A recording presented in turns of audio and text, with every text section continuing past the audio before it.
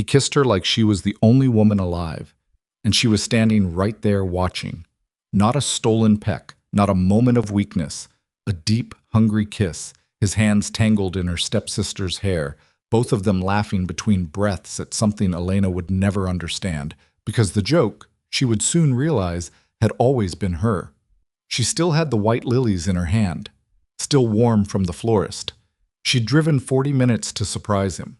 She stood in that doorway long enough to hear her own name fall out of his mouth like a punchline. That was the moment Elena Ashcroft's old life ended. Not with a scream, not with tears, with silence, and the soft sound of stems snapping as her fingers closed too tight around the bouquet. If you've ever been betrayed by someone you trusted completely, stay with me. Because this story doesn't end in the doorway. Subscribe to our channel, hit that like button, and drop your city or country in the comments below. I want to see how far this story travels. Now, let's go back to where it all began. The lilies had been her idea. Elena was not the kind of woman who showed up unannounced. She knew that about herself. She kept schedules. She sent texts ahead of time.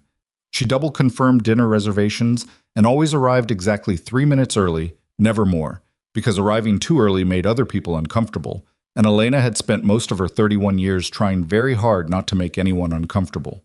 But it was a Saturday, and Marcus had been distant for 2 weeks, and the florist near her apartment had white Casablanca lilies in the window that morning, and something in her chest had said, "Just go." So she went. She drove out to Harlow Hills, the part of the city where the houses stopped being houses and started being statements. She'd been to the Vescari estate before, of course. Twice. Both times with Marcus at her side, both times feeling faintly out of place in rooms where the furniture cost more than her monthly salary. Marcus had always laughed when she said that. He'd squeeze her hand and say, "You belong anywhere I am." She had believed him. That was the problem with Elena. She was wired to believe the best in people, even when the evidence was thin. She parked on the street because the long driveway made her nervous. That was something she'd never told Marcus either. That the driveway made her feel like she was approaching something that could eat her. She walked up with the lilies. The front door was unlocked, which surprised her but didn't alarm her. The estate had staff. People came and went. She stepped into the marble foyer and heard music somewhere above her. Low, lazy, the kind of music that plays when no one expects to be interrupted. She almost called out his name. She didn't. Some instinct she couldn't name closed her mouth before the word formed. She climbed the stairs. The music was coming from the east wing, from the room Marcus had always called his, though it was technically a guest suite because his actual bedroom was on the other side of the house. He'd explained it once, something about how the light was better over there, how he used it as a kind of studio space. She'd accepted that too. She'd accepted so many things without asking why. The door was open 4, maybe 5 inches. Not enough to see everything. Enough to see enough. Later, she would try to remember the exact sequence of what she registered. She thought it went like this. The hair first. Her stepsister's dark, glossy hair. Then the sound, low voices blurring together. Then Marcus's face in profile, eyes closed, expression slack in a way she had never once seen when he looked at her. And then the laugh. Serena's laugh, bright and sharp, cutting right through the music. "She actually thinks you're going to propose to her," Serena said. Not whispering, not even bothering to lower her voice. "She carried that little look in her eyes all through dinner last month. You saw it. I nearly died trying not to laugh at the table." Marcus made a sound, something between amusement and affection, and it turned Elena's stomach into stone. "She's easy to manage," he said. "Straightforward, uncomplicated." "You mean boring?" "I mean she doesn't ask questions." Serena laughed again, and this time Marcus laughed too, and the sound of those two laughs layered together was the ugliest thing Elena had ever heard in her life. She didn't move. Her feet had stopped being hers. The lilies were still in her hands and she was squeezing them without realizing it, the stems bending, the petals starting to bruise at the edges. She heard her own name once more. "Elena would believe anything," Marcus said. "That's the thing about her. She wants so badly to trust people." There was a pause. Then Serena, quieter now, almost gentle, the way a knife is almost gentle before it goes in. "Do you feel even a little bit bad?" "I don't think about it," Marcus said. That was the sentence. Not the kiss, not the laughter, Not even Serena's voice in a room she should never have been in. That sentence. 4 words. I don't think about it. Elena's fingers released the bouquet slowly. It hit the hallway floor without sound, which struck her as strange. She expected something, some noise proportional to the collapse happening inside her chest. But the carpet was thick, and the flowers simply lay there in their wrapping, white petals face down, already dying. She walked back down the stairs. She did not run. She counted each step to keep herself upright, and she got to the bottom on 12 counts exactly. And she crossed the marble foyer, and she pushed open the front door, and she stepped into the afternoon light. Her hands were shaking. She pressed them flat against her thighs as she walked toward the end of the driveway. She made it 11 steps before she collided with someone. The impact was sudden and complete. She bounced back a full step, and the someone caught her arm without hesitation, a reflex, the grip of a person accustomed to steadying things. She looked up. The man was older, 60, perhaps, or somewhere near it, though he wore the age the way certain men do. Not as a subtraction, but as an accumulation. Gray at the temples. Dark eyes with the kind of stillness in them that only comes from having seen a great deal. He was dressed without ostentation. Dark coat, no jewelry, except a watch that Elena's untrained eye could still identify as expensive. And he was looking at her with an expression she couldn't immediately categorize. Not pity, not curiosity exactly, something in between, or something else altogether. I apologize, she said, and was faintly surprised that her voice came out level. I wasn't watching where I was going. No, he said, and did not release her arm for another second, just long enough to make sure she was steady.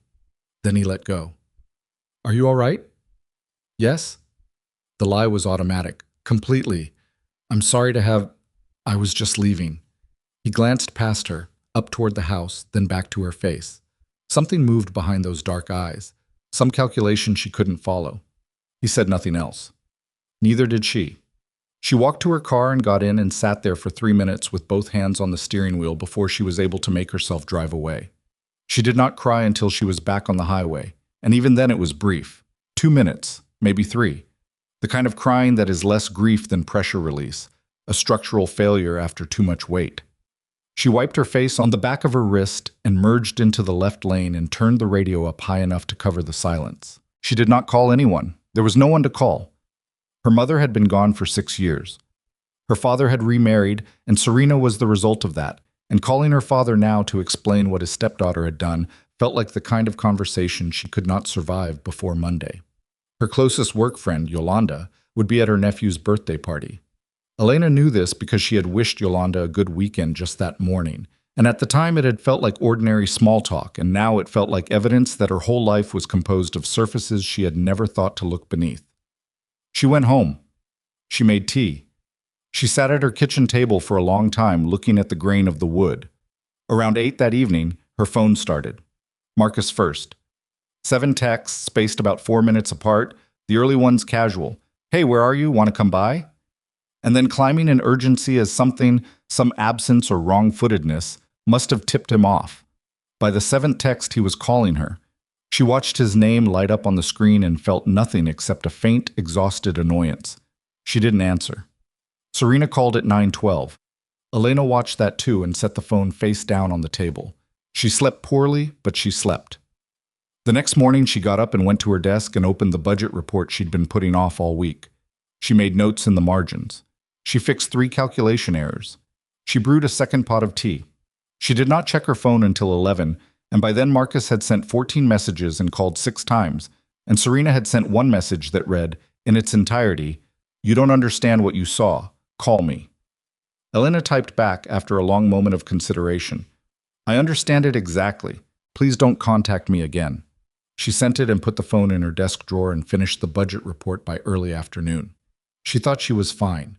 She was not fine, but the not fineness had buried itself somewhere below her functioning level, and she had years of practice not disturbing things below her functioning level.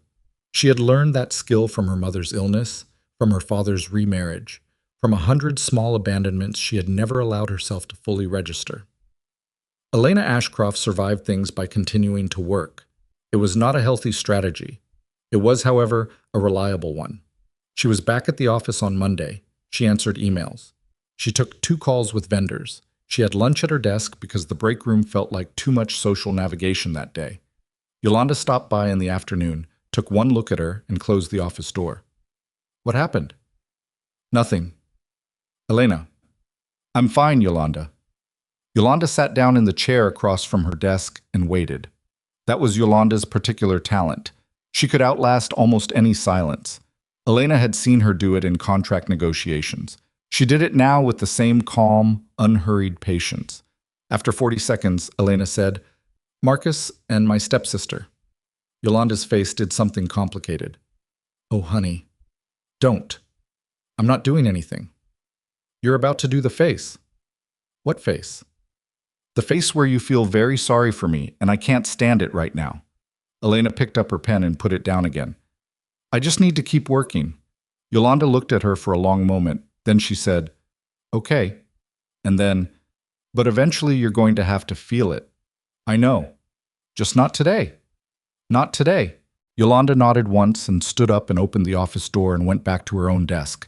And Elena sat there for a while with her pen in her hand, staring at nothing, before she made herself look back at the spreadsheet on her screen. She thought about the lilies on the floor. She thought about Marcus's voice, that easy, unbothered tone. I don't think about it much. She thought about how 2 years of evenings and weekends and small conversations and long drives could add up to a man who looked at the woman beside him and thought of it as management. She thought about how she had never once sensed it. That was the part that kept snagging. Not the betrayal. Betrayals happened. She understood that people were capable of terrible things. It was the not sensing it. She was a financial analyst. She caught discrepancies in columns of numbers that other people read right past. She prided herself on pattern recognition, and she had not recognized a single pattern in 2 years of Marcus Viscari. That said something about her. She wasn't sure yet what it said, but it said something. 3 days after that Monday, a card arrived at her office. Not a text, not an email, a physical card, cream-colored, delivered by a courier in a dark uniform. Her name was written on the envelope in a precise, unhurried hand. Inside, the card read, Ms. Ashcroft, I believe I owe you a proper apology for the collision outside my home. If you are ever willing to accept a cup of coffee in exchange, I would not consider it a wasted hour. L. Viscari. Elena sat with the card for a long time. She knew the name, of course. Everyone in this city knew the name. Lucien Viscari was not a secret. He simply existed at a level above the kind of scrutiny that usually followed powerful men. The newspapers mentioned him rarely and carefully. He had the quality of being simultaneously famous and somehow off the public record, as if by mutual agreement between himself and everyone who might otherwise have reported on him. He was Marcus's father. She should throw the card away. That was obvious. The sensible, self-protective thing was to drop it in the recycling bin beside her desk and go back to her budget reports and never again allow anyone with the last name Viscari into her life in any capacity. She read the card once more. Then she put it in her top drawer, under the budget reports, and went back to work. She did not throw it away. That night she made dinner and ate at her kitchen table and stared at the wood grain again. And this time she let herself feel some portion of the not fineness she'd been out running all week. It wasn't a flood. It was more like a slow seep, cold, settling, spreading through the lower floors of her. She sat with it for a while and did not try to route it anywhere. And when she felt like she'd carried it as long as she could that night, she rinsed her plate and went to bed. She was not dramatic about her own suffering. That had always been true. It sometimes made people think she was harder than she was, more composed, less human. She had never found a good way to explain that composure and feeling were not the same thing, that silence and grief was not the absence of grief, that a woman who didn't scream was not a woman who didn't hurt. She had walked away from the Viscari mansion without causing a scene, and everyone who saw her, including the man she'd collided with on the driveway, probably thought she was fine or cold or indifferent. She was none of those things. She was a woman holding something broken behind both hands, walking in a direction that hadn't revealed itself yet, taking one careful step at a time across marble floors and parking lot, asphalt and grocery store linoleum and her own kitchen tiles, trying very hard not to drop what was left of herself before she found somewhere safe to set it down. That was all. That was the truth of it. And outside her apartment window, the city moved the way it always did, indifferent, enormous, unaware. and the white lilies in the florist's window were already being replaced with new ones. And somewhere across town, in a house that felt like a statement, a man who had laughed at her name was discovering, slowly, that she had not called him back. And somewhere else, in an office she had never seen, in a building whose address was not yet known to her, Lucien Viscari was sitting with a piece of paper in front of him that had her name at the top. He was not thinking about his son. He was thinking about the woman who had walked away without looking back. The card stayed in the drawer for 9 days. Elena knew this because she counted, not obsessively, but the way you count things you're pretending not to think about. 9 days of budget reports and vendor calls and lunch at her desk, and Yolanda watching her from across the office with that careful, patient expression that said, "I'm here when you're ready," without ever saying it out loud. 9 days of Marcus's name appearing on her phone and disappearing unanswered. He had escalated from texts to voicemails, and the voicemails had moved through stages she recognized clinically even as they repelled her.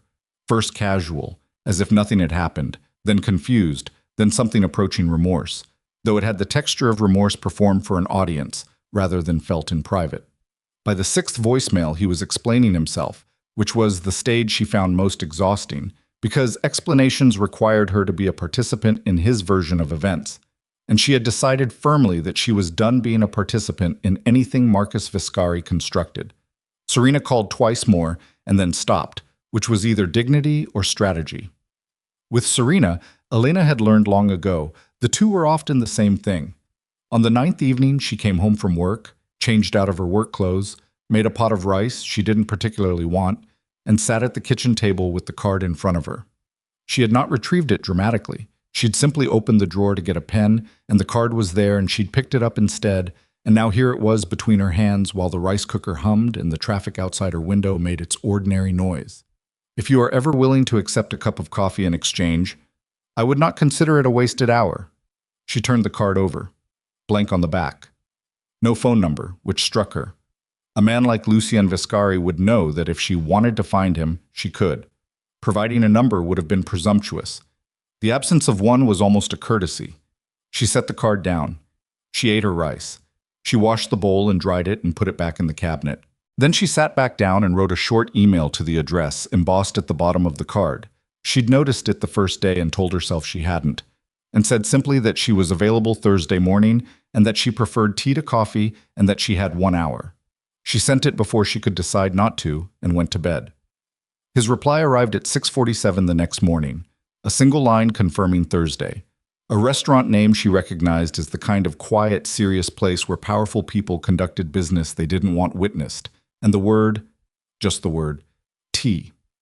She stared at that single word for longer than was reasonable, and then got up and made breakfast. Yolanda noticed something had shifted on Wednesday, because Yolanda noticed everything. "You look like you made a decision," she said, leaning against Elena's office doorframe with a coffee mug wrapped in both hands. "I have a meeting tomorrow." "Work meeting?" Elena paused just long enough. "Kind of." Yolanda's eyes sharpened. She had excellent instincts and the discipline not to use them aggressively, which was what made her both a good friend and occasionally a difficult one. "Do I know this person?" "Not personally." "But I'd know the name." Elena looked back at her screen. "Probably." The silence stretched out. Yolanda sipped her coffee. Then, "Elena, whatever you're walking into, just know what you're walking into." "I always know what I'm walking into." "You walked into Marcus Viscari thinking he was a decent man." It landed flat and honest, the way Yolanda's directness always did. No cruelty in it, just accuracy, which was sometimes harder to absorb than cruelty. Elena sat with it for a moment before she said, "I know. That's why I'm being careful." Yolanda nodded once and went back to her desk. Elena spent that evening going over what she actually knew about Lucien Viscari, which meant sitting with her laptop and reading carefully through the kind of sources that wrote about him in the passive voice and imprecise language that serious journalists used when they were being cautious. He had built, or inherited, the accounts differed, a significant financial network in the city over 3 decades. His name appeared in connection with real estate development, private equity, and 2 charitable foundations that were legitimate enough to have audited financials available publicly. His wife had died 11 years ago. He had 1 son, Marcus, whom she was not going to think about right now, and no other children on record. The other side of his reputation was harder to document, but easier to sense in the way certain articles abruptly ended their sentences or declined to pursue specific lines of inquiry. There were things about Lucien Viscari that people in this city knew and chose not to write down. She closed the laptop and sat in the dark for a while. She was not afraid exactly. She was alert in the way she got alert before difficult negotiations. Heightened, clear-eyed, every sensor she had moved to the surface. That feeling was uncomfortable, but it was also, she had learned, reliable. It meant she was paying attention. She went to sleep at a reasonable hour and woke up already thinking. The restaurant was on a corner she knew.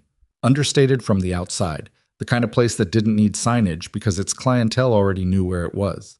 She arrived 3 minutes early. Force of habit. Lucien Viscari was already there. He stood when she approached the table, which was either old-fashioned courtesy or a way of establishing that he'd been watching the door. Possibly both. He looked the same as he had on the driveway, unhurried, steady, carrying his age like something he'd made peace with rather than fought. There were lines at the corners of his eyes and his hands. When he gestured toward the chair across from him, were the hands of a man who had done things with them over a long life. "Ms. Ashcroft," he said.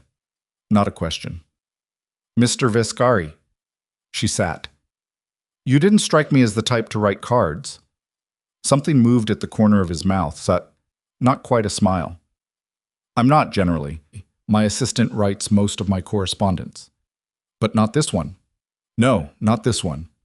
The tea arrived without being ordered, which meant he'd arranged it in advance, which she filed away without comment. He had coffee, black, which told her nothing useful, but she noted it anyway. "You're wondering why I asked you here," he said. "I assumed you'd tell me." "I thought you deserved an apology. I said so in the card." That required a card, not a meeting. He looked at her directly. Not with the particular intensity some men used to intimidate. This was different, more like assessment, the gaze of someone deciding whether what they are looking at is what they think it is. "You're right," he said. "I could have left it at the card." "But you didn't." "No." She wrapped both hands around the teacup. "So what is this actually about?" He was quiet for a moment. She didn't try to fill the silence.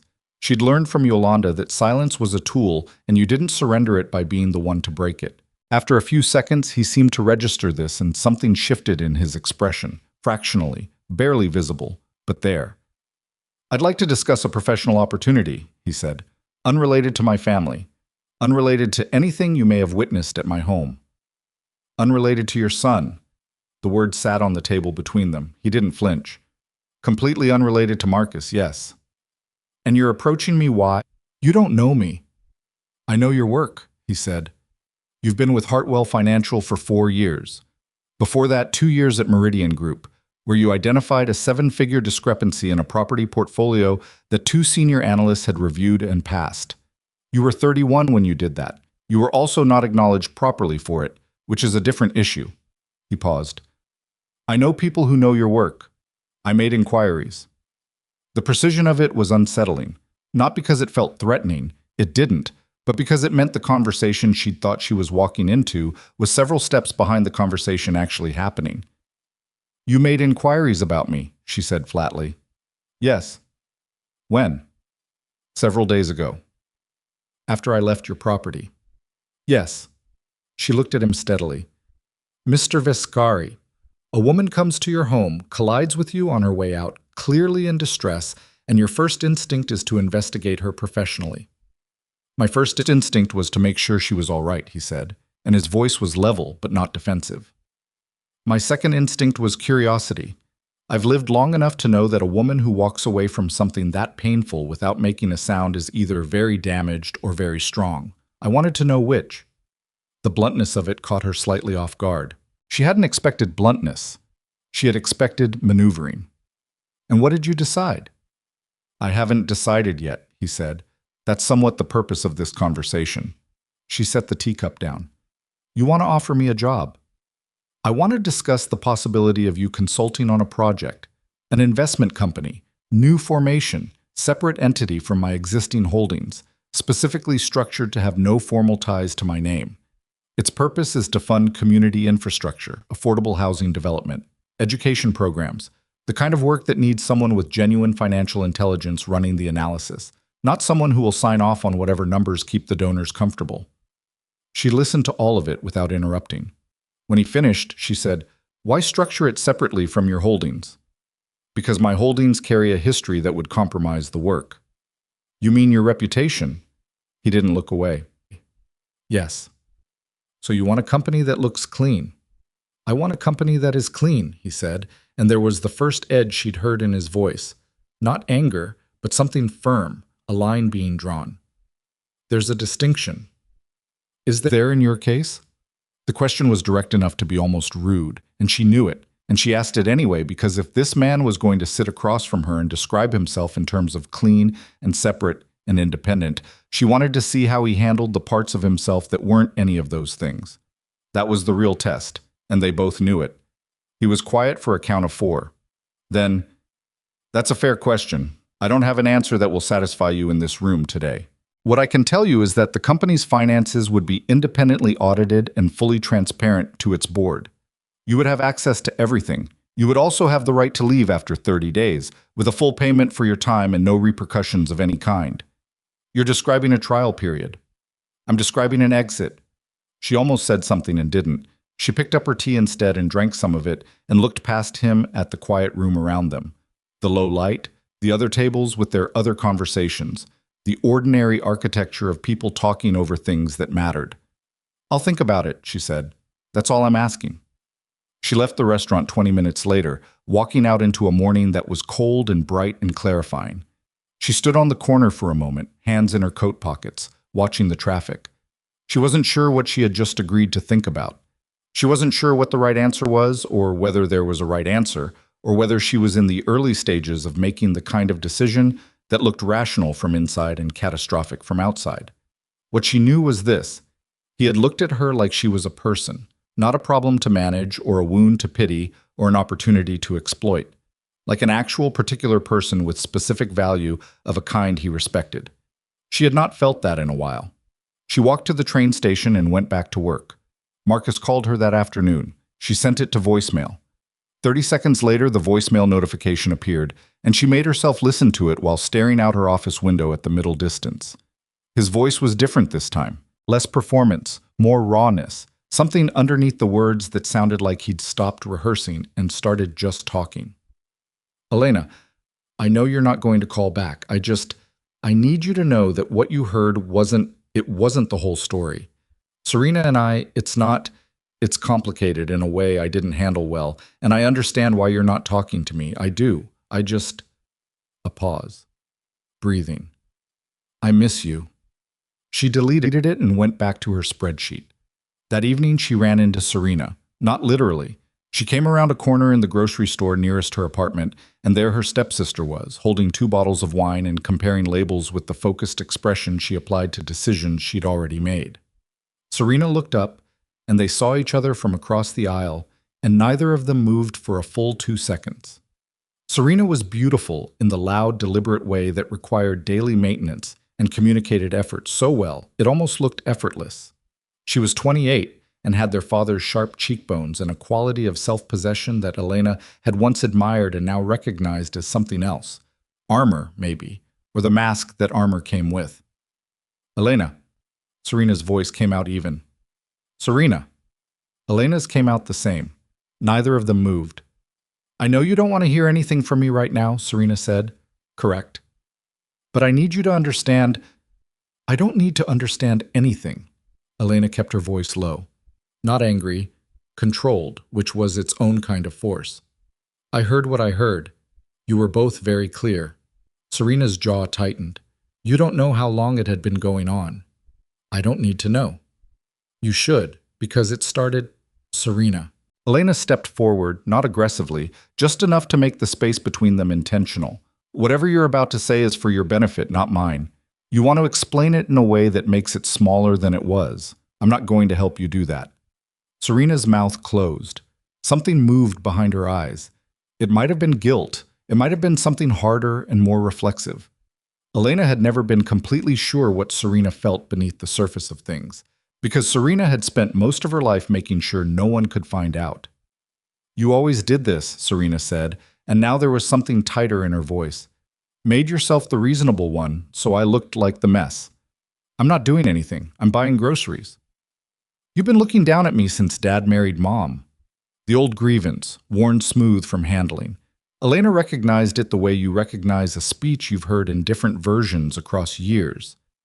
There was truth in it, probably, wound tightly together with things that weren't true, the way long resentments usually worked.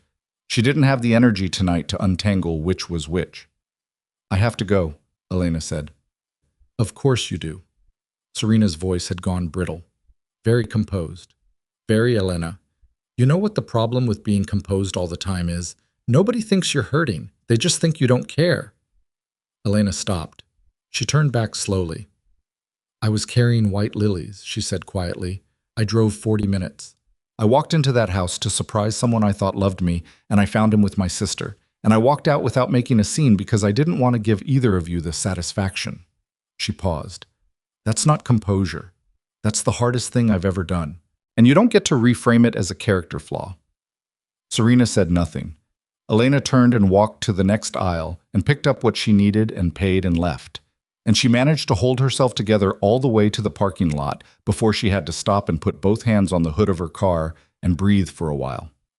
She was so tired. Not sad exactly, not angry, just tired, in the specific way that comes from being strong for too long without a rest. From holding yourself in a position that doesn't hurt anyone else but costs everything from you. She drove home. She had been inside for 20 minutes, coat still on, kettle already going, when her phone rang with a number she didn't recognize. She almost let it go. Then she answered. Ms. Ashcroft. A woman's voice, professional and brisk. This is Deanna Yates, assistant to Lucian Viscari. He asked me to let you know that there's been a development in the project he discussed with you this morning, and he'd appreciate 10 minutes of your time tomorrow if you're available. He said to tell you it's related to a complication, and that he wanted you to hear it from him before you hear it elsewhere. Elena's hand tightened on the phone. What complication? He didn't specify to me, I'm afraid, just that it was relevant to your decision. Tell him I'm available at 8. I'll relay that. Thank you, Ms. Ashcroft. The line went dead. Elena stood in her kitchen with the kettle starting to whistle and the word complication bouncing around inside her head and the particular sensation she got in her chest when something larger than she could see was moving just past the edges of what was visible. She turned the kettle off and poured the water and stood at her counter drinking her tea in the dark. The meeting the next morning was not at the restaurant. His assistant had sent an address that turned out to be an office building in the financial district. Not the kind of glittering tower that announced itself, but an older building, well-maintained, the lobby quiet, and staffed by people who said very little. She was taken up to the 7th floor in an elevator that moved without sound and shown into a corner office with tall windows and the kind of deliberate plainness that communicated money more effectively than decoration would have. Lucian Viscari was standing at the window when she came in, which told her he'd been watching the street. He turned when she entered, and she could see immediately that something was different from the day before.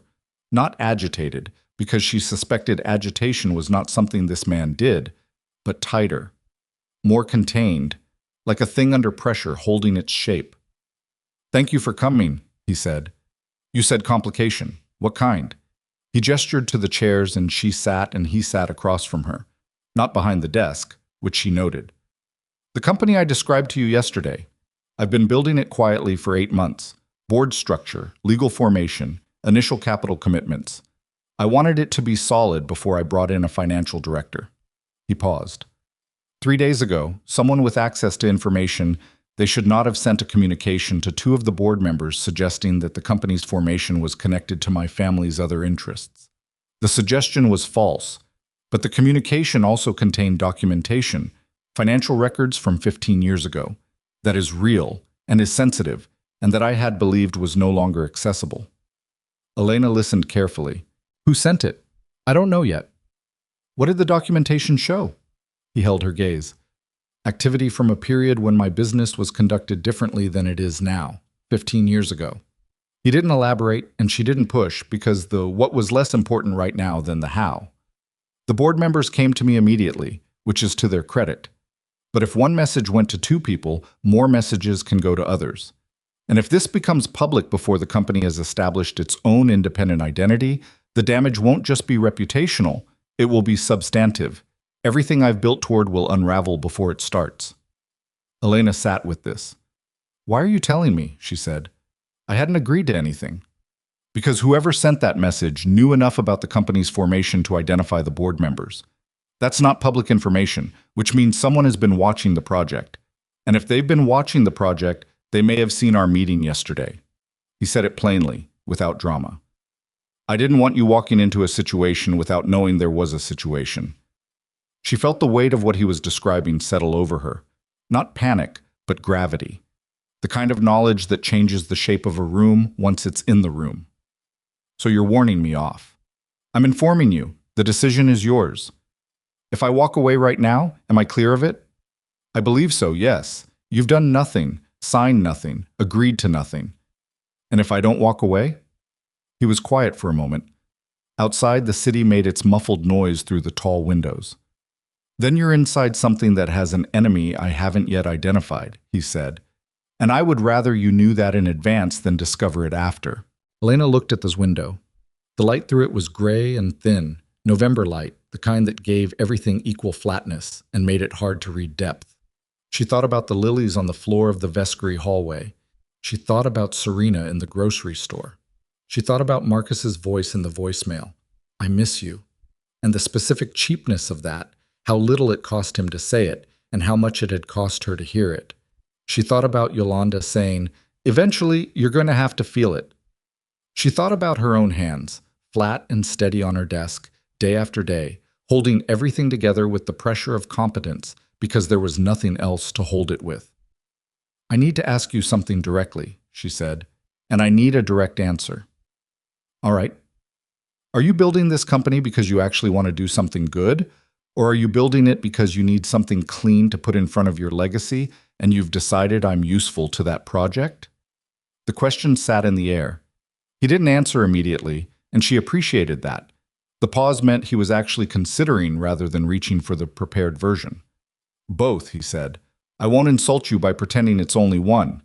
She looked at him. The community work is real, he said. I've been watching neighborhoods I was partly responsible for damaging for a long time. That is also real. Whether I deserve to do something about it now is a question I'm less able to answer, but the intent is genuine. He held her gaze steadily. And yes, I need someone with your integrity because my name doesn't carry it. That's also true. I gave you both answers because you asked for both. Silence. Elena breathed in slowly through her nose and out again. I'll need full access to the financial records, she said, current and historical, everything relevant to the company's formation. Something moved across his face. Relief, possibly, or its controlled cousin.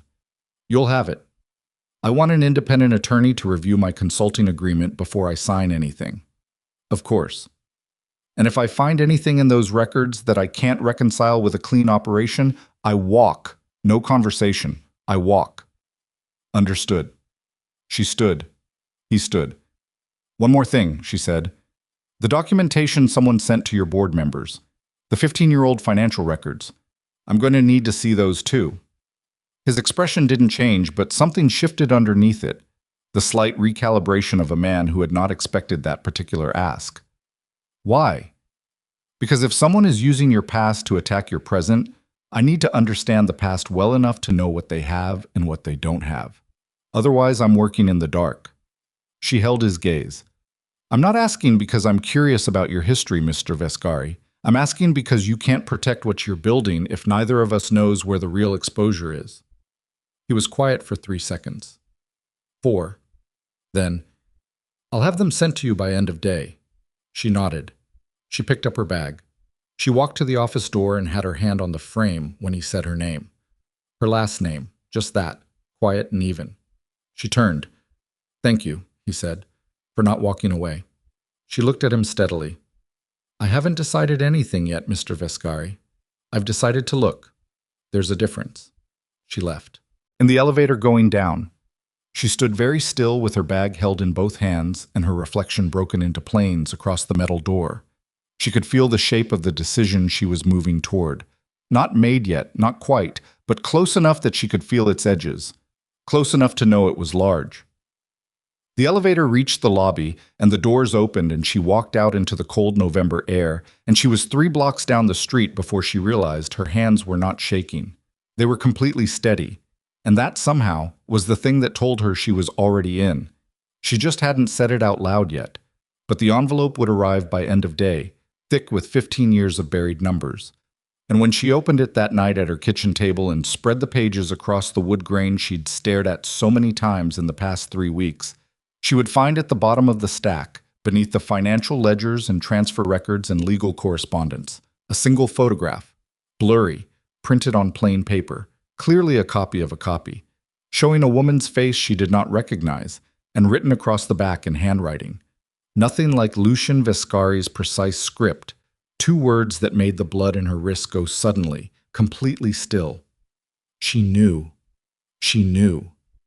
Elena sat at the kitchen table with those 2 words in front of her and the rest of the pages spread out under the overhead light, and the apartment so quiet she could hear the refrigerator running in the next room.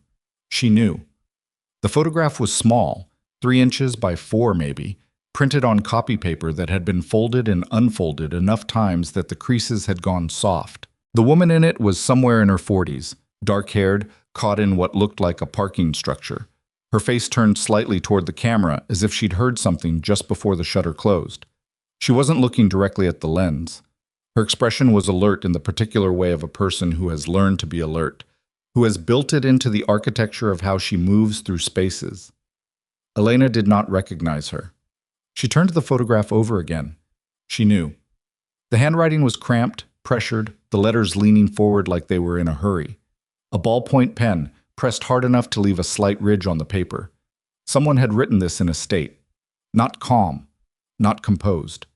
She set it face up and looked at the woman's profile again and tried to locate any recognition anywhere in herself and found none. She went back through the financial pages. She had been working through them for 2 hours already. The stack was dense, 40, maybe 50 pages, some of them clearly scanned from originals, some printed from digital files, the quality inconsistent in a way that suggested they had been compiled from multiple sources over time. The numbers told a story she could read fluently. Money moving through a series of shell entities, some domestic, some routed through jurisdictions she recognized as standard concealment architecture. 15 years ago, as Lucian had said. The scale was significant. The structure was careful. Whoever had designed it had known exactly what they were doing. But there was a gap. She had noticed it 40 minutes in and gone back twice to make sure she was reading it correctly. A sequence of transfers, 11 months of activity, simply stopped. Not wound down gradually the way legitimate restructuring looked. Stopped. Clean break, mid-cycle, the kind of interruption that happened when something external ended it rather than something internal. She wrote the date on a notepad, circled it. Then she picked up her phone and did something she had been thinking about for 20 minutes and kept delaying. She called the number Lucian's assistant had used to reach her. It rang 4 times. She expected voicemail. He picked up. Ms. Ashcroft. Not surprised. Or if he was surprised, he didn't perform it. I'm looking at the documents, she said. There's a gap. 11 months starting in March of the year you said this activity ended. The transfers stop and don't resume. What happened in March? A pause. Longer than his pauses usually ran. That's not something I can discuss over the phone. Then I need you to tell me in person, tomorrow morning. Another pause. All right. There's also a photograph at the bottom of the stack. A woman, printed on copy paper, 2 words written on the back. She kept her voice even. Did you put that in there? Silence. The refrigerator hummed.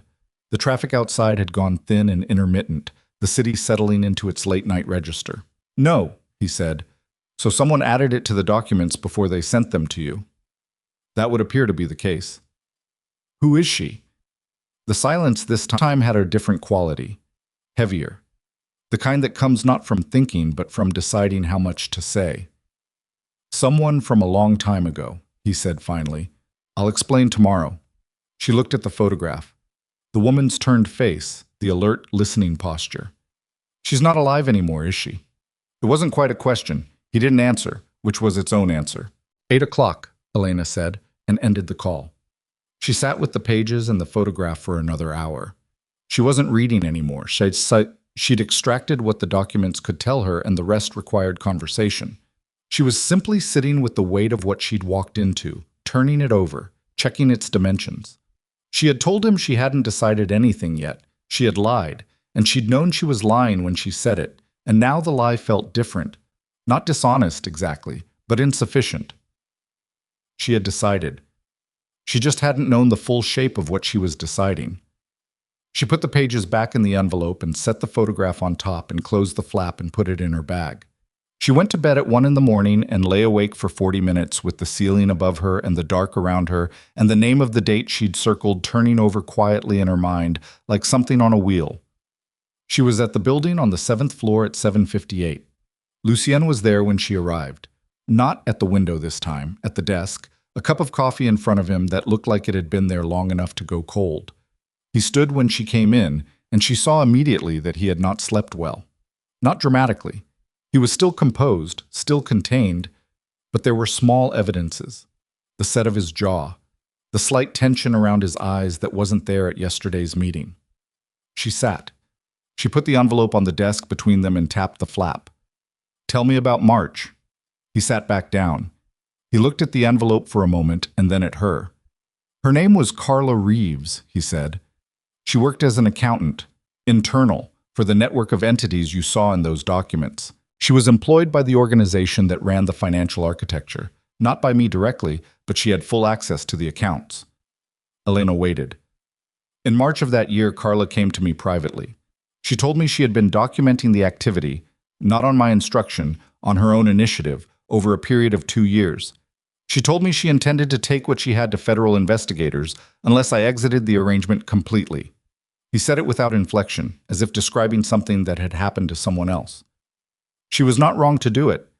The arrangement was one I had inherited rather than built, but I had maintained it, and that made me responsible for it." "What did you do?" "I exited," he said. "Within 30 days, cleanly. I restructured everything I could legally restructure and divested from what I couldn't. It cost significantly." A pause. "Carla kept her documentation and did not go to investigators. We had an understanding." "What kind of understanding?" His hands were flat on the desk. "She wanted safety. She had been part of the organization too, peripherally, but enough that her own exposure was real. I provided certain assurances. Resources. A way out of a situation she had also found herself in without entirely choosing it." Elena sat with this. "And then? 8 months later she died." He said it plainly. "A car accident. A highway outside the city, night, ice on the road. The investigation concluded it was accidental." "But you didn't believe that." He looked at her directly. "I believed it was possible. I also believed other things were possible. I had no evidence either way, and I still don't." Something moved behind his eyes. Not grief exactly, or not only grief. Something older and harder that had been sitting alongside grief for 15 years. "I have lived with not knowing." Elena picked up the photograph and set it on the desk facing him. "Someone kept this. Someone kept the documents and this photograph and compiled them and sent them to your board members. That's not a coincidence, and it's not random." She leaned forward slightly. "Who else knew about Carla? Who else knew about the arrangement you made with her?" "Very few people." "Name them." He was quiet for a moment. Then he named 3 people. 2 of them, he said, were dead. The third was a man named Raymond Holt, former legal counsel, semi-retired, living outside the city. "Have you been in contact with Holt recently?" "Not in several years." "Did he know the full extent of what Carla had documented?" Lucien paused, just slightly, just enough. "He would have known the general scope." Elena sat back. She looked at the ceiling for a moment, not dramatically, just orienting herself, finding the thread. Then she looked back at him. "Someone is trying to rebuild something. The message to your board members wasn't just exposure, it was pressure. They want you reactive. They want you making decisions from a defensive position rather than a forward one." She tapped the photograph. "And this photograph wasn't in the documents you received from the board members, was it? You didn't even know it was in this envelope until I called you last night." The stillness that came over his face told her she was right before he confirmed it. "No. I forwarded the documents to you as they were received." "So someone added it afterward. Between when you received them and when you sent them to me. She watched his face. Who handled the documents between those 2 points? And she saw it. The thing she hadn't expected to see on a face this controlled. A crack. Small, immediate, quickly recovered, but real. A name had landed in his mind and he was holding it there with both hands trying to decide whether to say it. Mr. Vescari. My assistant, he said. Deanna Yates. The name sat there. Elena said nothing. She waited. She's been with me for 6 years, he said, and his voice had gone quieter. Not softer, quieter, the way a room goes quiet when something has changed in it. She manages all my correspondence. She called me to arrange this morning's meeting. Yes. She would have known what was in the documents when you forwarded them to me. Yes. And she would have had access to them long enough to add something. He didn't answer. He was looking at the photograph on the desk. The woman's turned face. Something in his expression had shifted into territory Elena couldn't fully map. It was too layered, too old, carrying weight from rooms she hadn't been in. Is there a connection between Deanna Yates and Carla Reeves? Elena asked. The silence went on for 6 seconds. She counted. Carla had a younger sister, he said. Elena closed her eyes for exactly 1 second, then opened them. How much younger? 12, 13 years. She would have been a teenager when Carla died, which would make her late 20s now, perhaps 30. He looked up from the photograph. I never met her. I knew she existed. I didn't. He stopped. Something crossed his face that she thought might have been the closest thing to self-recrimination she would ever see from this man. I didn't follow what happened to her afterward. Elena stood up. She picked up the envelope, put the photograph back inside. I need access to Deanna Yates's personnel file. Today. And I need you to behave exactly as you normally would toward her until I tell you otherwise. Don't confront her. Don't change your behavior. Don't give her any indication that anything has shifted. He looked at her. You're asking me to continue as normal with someone who may have been working against me for 6 years. Yes. While you do what? While I find out what she actually has and what she actually wants. Elena picked up her bag. She didn't go to investigators. Not yet. She went to your board members. That's pressure, not destruction. She wants something from you. She wants you to feel it before she decides her next move. She looked at him steadily. We need to know what she wants before she makes it. He held her gaze for a long moment. Then he nodded. She left the office and took the elevator down and walked out into the morning and called Yolanda before she'd reached the end of the block. Yolanda picked up on the second ring. It's 7:40 in the morning. I know. I need a favor. Background research. I need everything publicly available on a woman named Deanna Yates, approximately 30 years old, working in private financial advisory in this city for at least 6 years. And separately, anything on a woman named Carla Reeves, deceased approximately 15 years ago, car accident. She was an accountant. A pause. Elena, what are you in? Something that needs solving. That's not an answer. It's the answer I have right now. Can you help me? Yolanda was quiet for a moment. Send me what you have been writing and I'll start this morning. Then, be careful. I'm always careful. You thought Marcus Viscari was a decent man. It was the second time Yolanda had said that, and this time it landed differently. Not as a wound, but as a reminder, a calibration, the kind of thing you say to someone you care about when you want them to stay awake. I know, Elena said. I'm awake this time. She hung up and kept walking. The personnel file came to her by secure transfer at 10:15. She was at her own office by then, door closed, the file open on her secondary screen while she maintained the appearance of a normal working morning on her primary. Yolanda had already sent back a first pass, publicly available, as requested, and Elena was cross-referencing between them, building a picture. Deanna Yates, born 29 years ago in a suburb an hour outside the city, graduated with a business administration degree from a mid-tier university. Prior employment history thin and unremarkable until 6 years ago when she joined Lucian Viscari's private office. No red flags in the formal record. No unusual absences, no disciplinary notes, no financial irregularities in the portions of her own accounts that would be traceable. Birth name, Deanna Reeves. She had changed her surname 6 years ago, the same year she took the job. Elena sat back in her chair and pressed her fingers to her mouth and breathed. 6 years. Deanna Reeves had spent 6 years inside Lucian Viscari's private office, managing his correspondence, fielding his calls, handling the documents that crossed his desk. 6 years learning his operation from the inside. 6 years, and he had not known who she was. The grief of that hit. Elena sideways, not for Lucien, or not only for him, but for the girl who had been a teenager when her sister died and had spent the next decade building her way toward the man she held responsible. That was not the plan of someone acting from impulse. That was a long, cold, sustained kind of grief that had turned itself into architecture. She understood something about that. She didn't say so to anyone, but she understood it. She called Lucien at 11. He picked up immediately. "You found something." "Her name is Deanna Reeves. She changed it 6 years ago." The silence on his end lasted 4 seconds. Then a sound she couldn't quite categorize.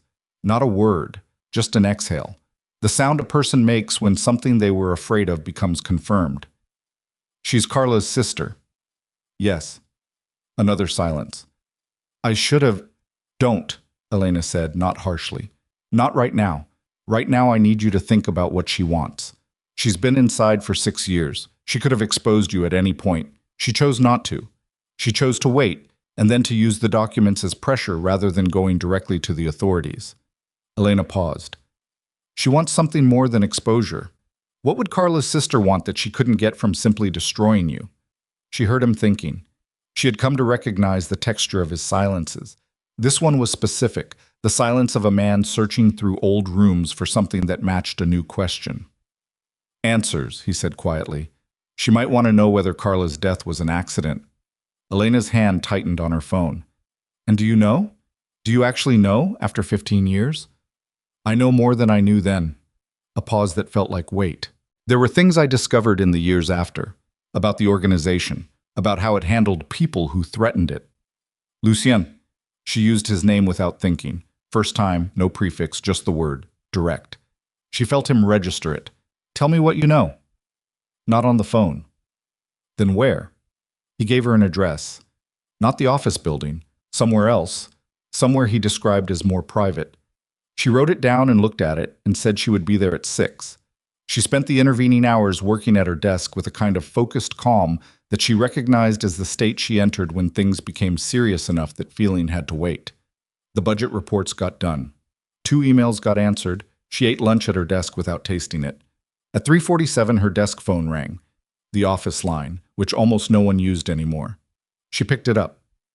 Elena Ashcroft. A woman's voice. Level, deliberate, not aggressive.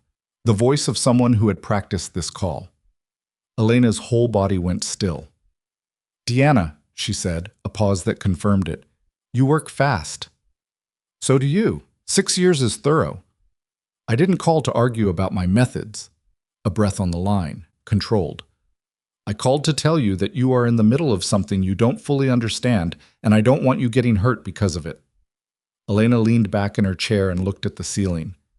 "That's a generous concern from someone who put a photograph in an envelope and had it delivered to me.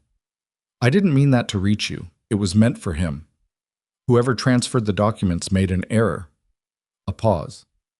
"It was never about you." "Everything's about me when it lands in my hands," Elena said. "What do you want, Deanna? Say it plainly. You've had 6 years to prepare this conversation." The line was quiet for a moment. When Deanna spoke again, something in her voice had shifted. Not broken, not soft, but fractionally less armored. "I want to know the truth about my sister's death. I want it documented. I want it on record somewhere that cannot be buried." A pause. "And I want him to have to say it out loud. Not to investigators first, to me first." Elena's chest tightened. She said nothing. "I know what I've done," Deanna said. "I know how it looks. I'm not asking you to understand it. I'm asking you to stay out of the way long enough for me to get what I came for." "And the company?" Elena said. "The community work, the board members. You were going to burn all of that." "I don't care about the company." "I do," Elena said. "And the people it's supposed to help do too, even if they don't know about it yet." Silence. "You're not what I expected," Deanna said finally. "No one ever is." Elena's voice was even. I'm going to meet with him tonight, and I'm going to ask him to tell me everything he knows about your sister. And then we're going to figure out whether there's a way for you to get what you actually need without destroying the only thing in his life that's trying to do something right." She paused. "Will you give me 72 hours before you take your next move?" A long pause. The office line crackled slightly. Outside Elena's glass partition, the ordinary sounds of the office continued. Keyboards, a phone ringing 2 desks over, the coffee machine cycling. 72 hours, Deanna said. "After that, I go to the investigative journalist who has been waiting on my call for 8 months. The line went dead. Elena sat with the receiver in her hand for a moment before she replaced it. Her fingers were steady. Her breathing was steady. Everything external was steady. Inside, she was moving very fast through a very narrow space, the way you move when the walls have closed in from both sides, and the only direction left is forward. She had 72 hours to find out whether Carla Reeves's death was an accident or a murder, to extract that truth from a man who had spent 15 years not asking the question, and to build something out of the wreckage that was worth building, something that could survive the weight of what was buried underneath it. She picked up her phone and texted Yolanda 2 words. "I need you." Then she put on her coat, gathered her bag, and walked out of her office into the afternoon that was already darkening toward early evening, toward an address she'd written on a notepad, toward a conversation with a man who was about to be asked to do the thing she suspected he had been avoiding for 15 years. Tell the truth about what he knew, to someone who had come a very long way to hear it, and to do it in a room where there was no version of himself left to hide behind. She had 72 hours. And for the first time since she'd walked into a hallway carrying white lilies, Elena Ashcroft was not running away from something. She was walking directly into the thing she was most afraid of. Not for herself this time, but for the truth that was long overdue, and the woman who had waited years to receive it, and the possibility, thin but real, that something built on honesty could survive even this. She pushed through the lobby doors into the cold air and did not look back at the building behind her, because looking back, she had decided, was a habit she was finished with. She walked forward into the dark and the cold and the narrow. 72 hours that remained, and somewhere ahead of her, in a room she hadn't reached yet, the last door she would have to open was already waiting. The address was a townhouse in the older part of the city, the part that had been built before money learned to announce itself, where the buildings were narrow and close together and the streets still had their original stone underneath the asphalt. Elena found it in the dark, her breath visible in the cold air, her footsteps loud in the quiet of the block. Lucien opened the door before she knocked. He had changed from the morning, no jacket, shirt sleeves, which was the most undone she had seen him. He looked at her face as she came in and read something in it immediately. "What happened?" "Deanna called me," Elena said. "At my office, the desk line." He closed the door. The townhouse was small by his apparent standards. A sitting room, a narrow kitchen visible beyond it, bookshelves covering most of the available wall space. It felt lived in a way the 7th floor office did not, like a place where he was actually a person rather than a position. "What did she say?" he asked.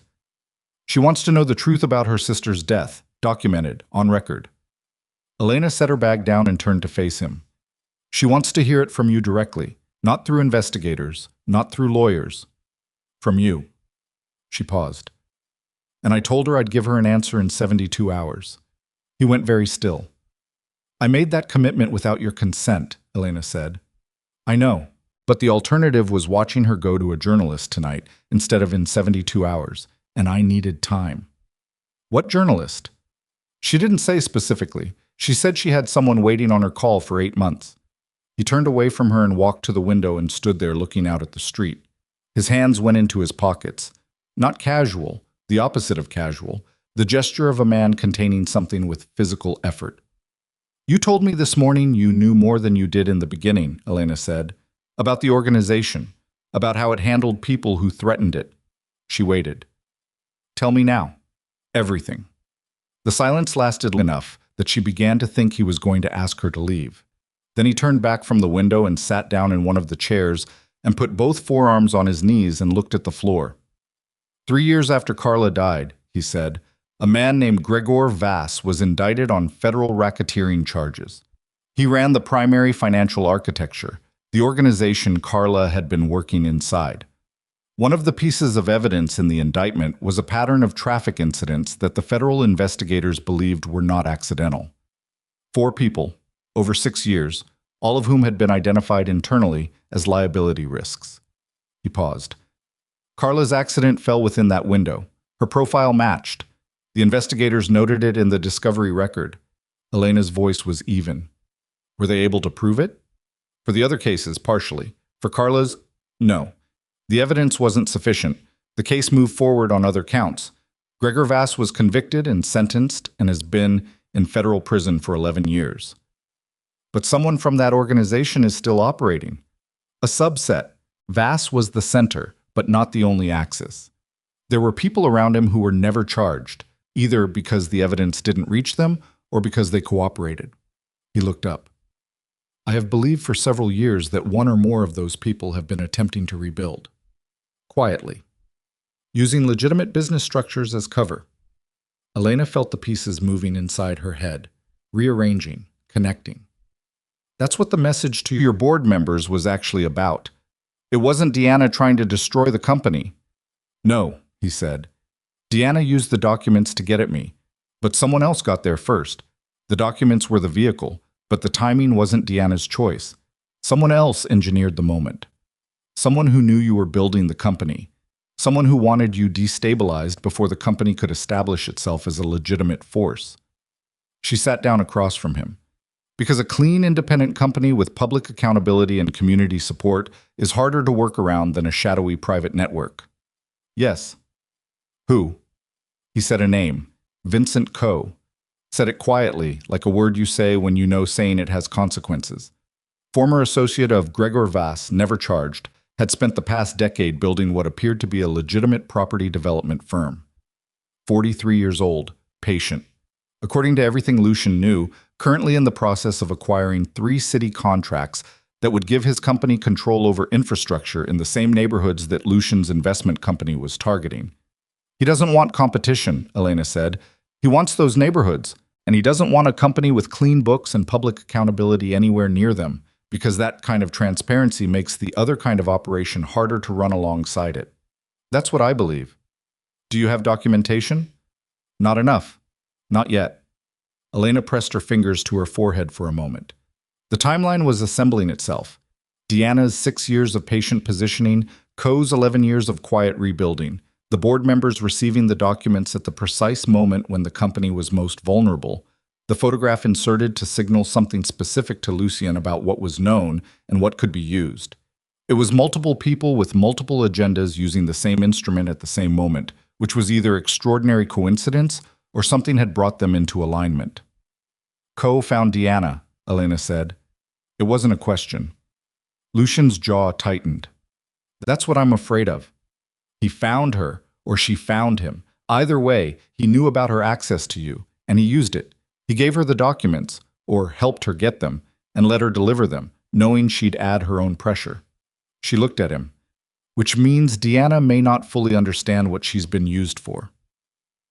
The room was quiet. A clock somewhere in the townhouse counted time. She thinks she's running her own play, Elena said. She's been inside your office for 6 years running her own operation, and someone else identified that and stepped behind her and used her as cover. She doesn't know she's been leveraged. Lucian looked at her. If that's true, then going to her with 72 hours and a truth-telling session isn't enough. Coe is still out there, and he has whatever else Deanna gave him access to over 6 years, and the moment he decides Deanna has served her purpose, he'll move independently. Elena stood up. I need to make a call. She took out her phone and called Yolanda. Yolanda picked up on the first ring, which meant she'd been waiting. I found something. Tell me. Deanna Reeves, before she changed her name, had a dormant social media profile from about 8 years ago. I found a connection to a legal aid organization that was funded partly through a property development company. The company is called Coe Development. Elena's eyes closed for 1 second. How long ago did that connection appear? The funding relationship started about 9 years ago, ended after 2 years, right around when Deanna would have been preparing to change her name and apply for the job with Viscari. He recruited her, Elena said, 9 years ago.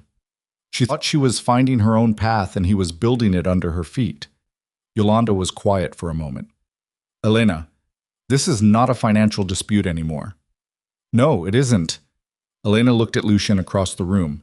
He was watching her, reading her half of the conversation with his eyes. I need everything you can find on Vincent Coe's current operations.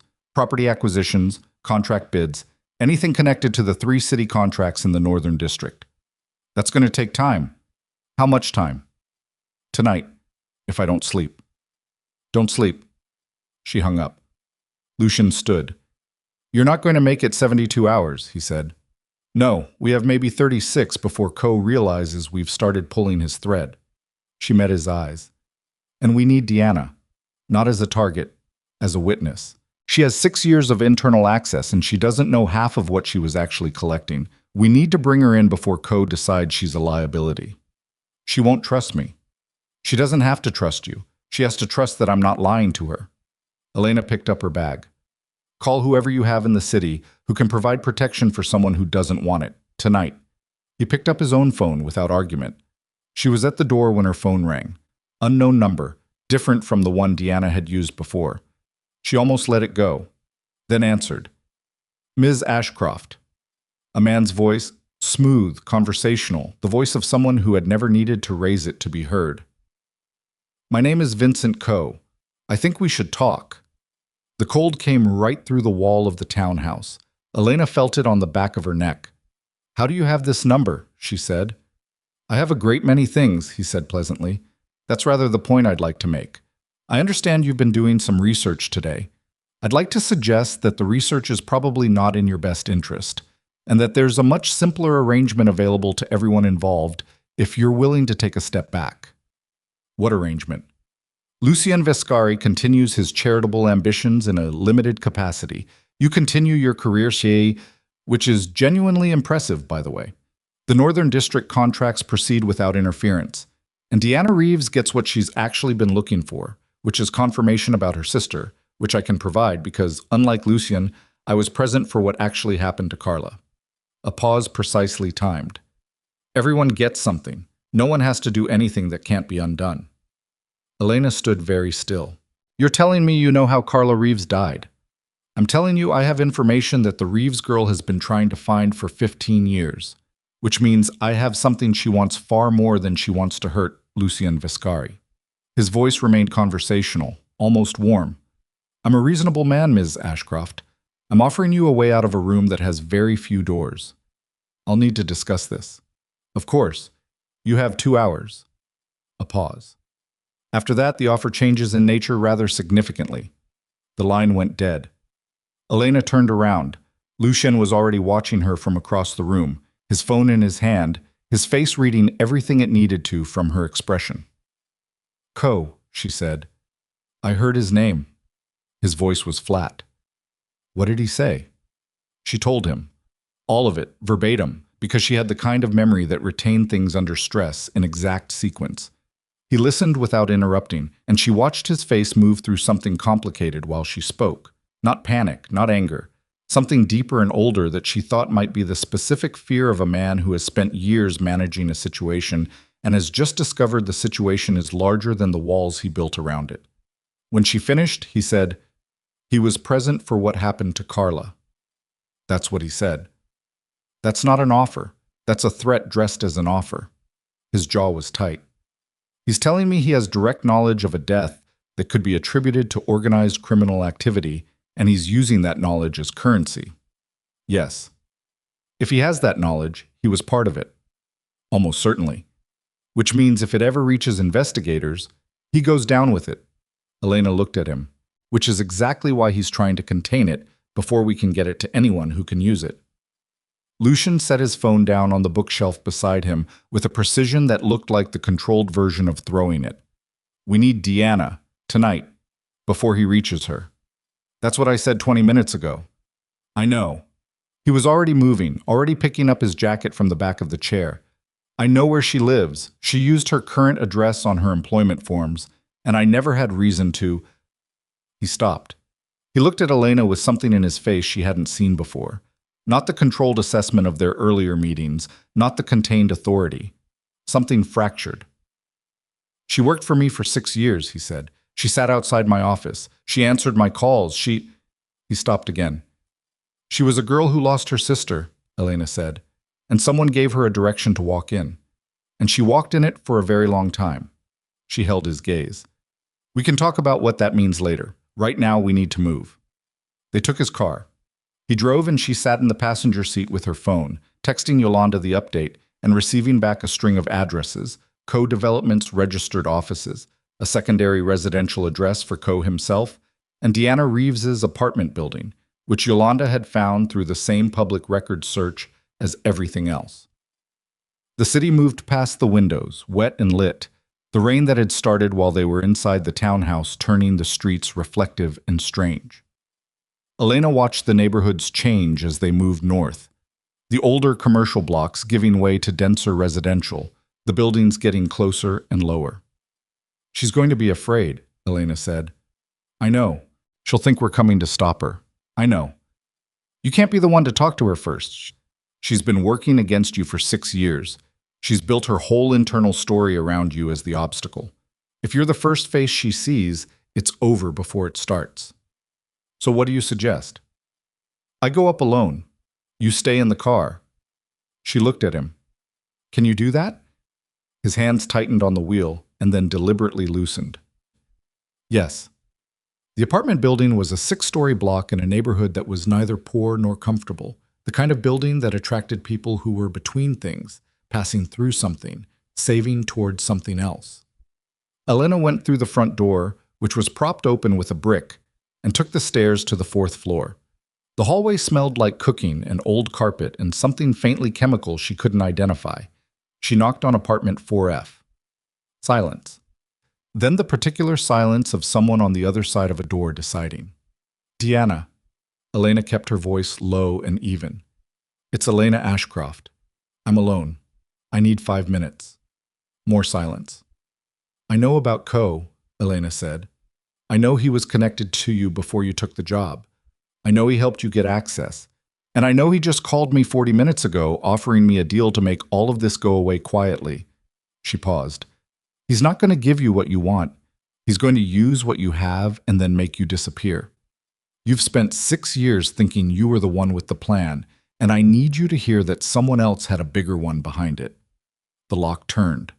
The woman who opened the door was not quite what Elena had assembled in her imagination from the photograph on the copy paper. She was younger looking in person, slight, with Carla's dark hair and the kind of tired that isn't from one night, but from years of carrying something that doesn't get lighter. She was in jeans and a sweater, no shoes, and she had clearly been in the middle of packing. Elena could see an open bag on the couch behind her, clothes pulled from drawers. You were going to run, Elena said.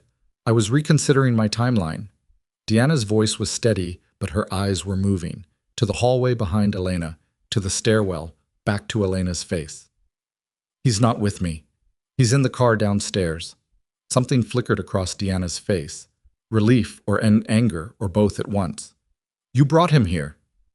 I brought him because we need to move fast and I can't do this alone, and because he needs to hear what you know about Co directly. Elena held her gaze. Not for his sake, for yours.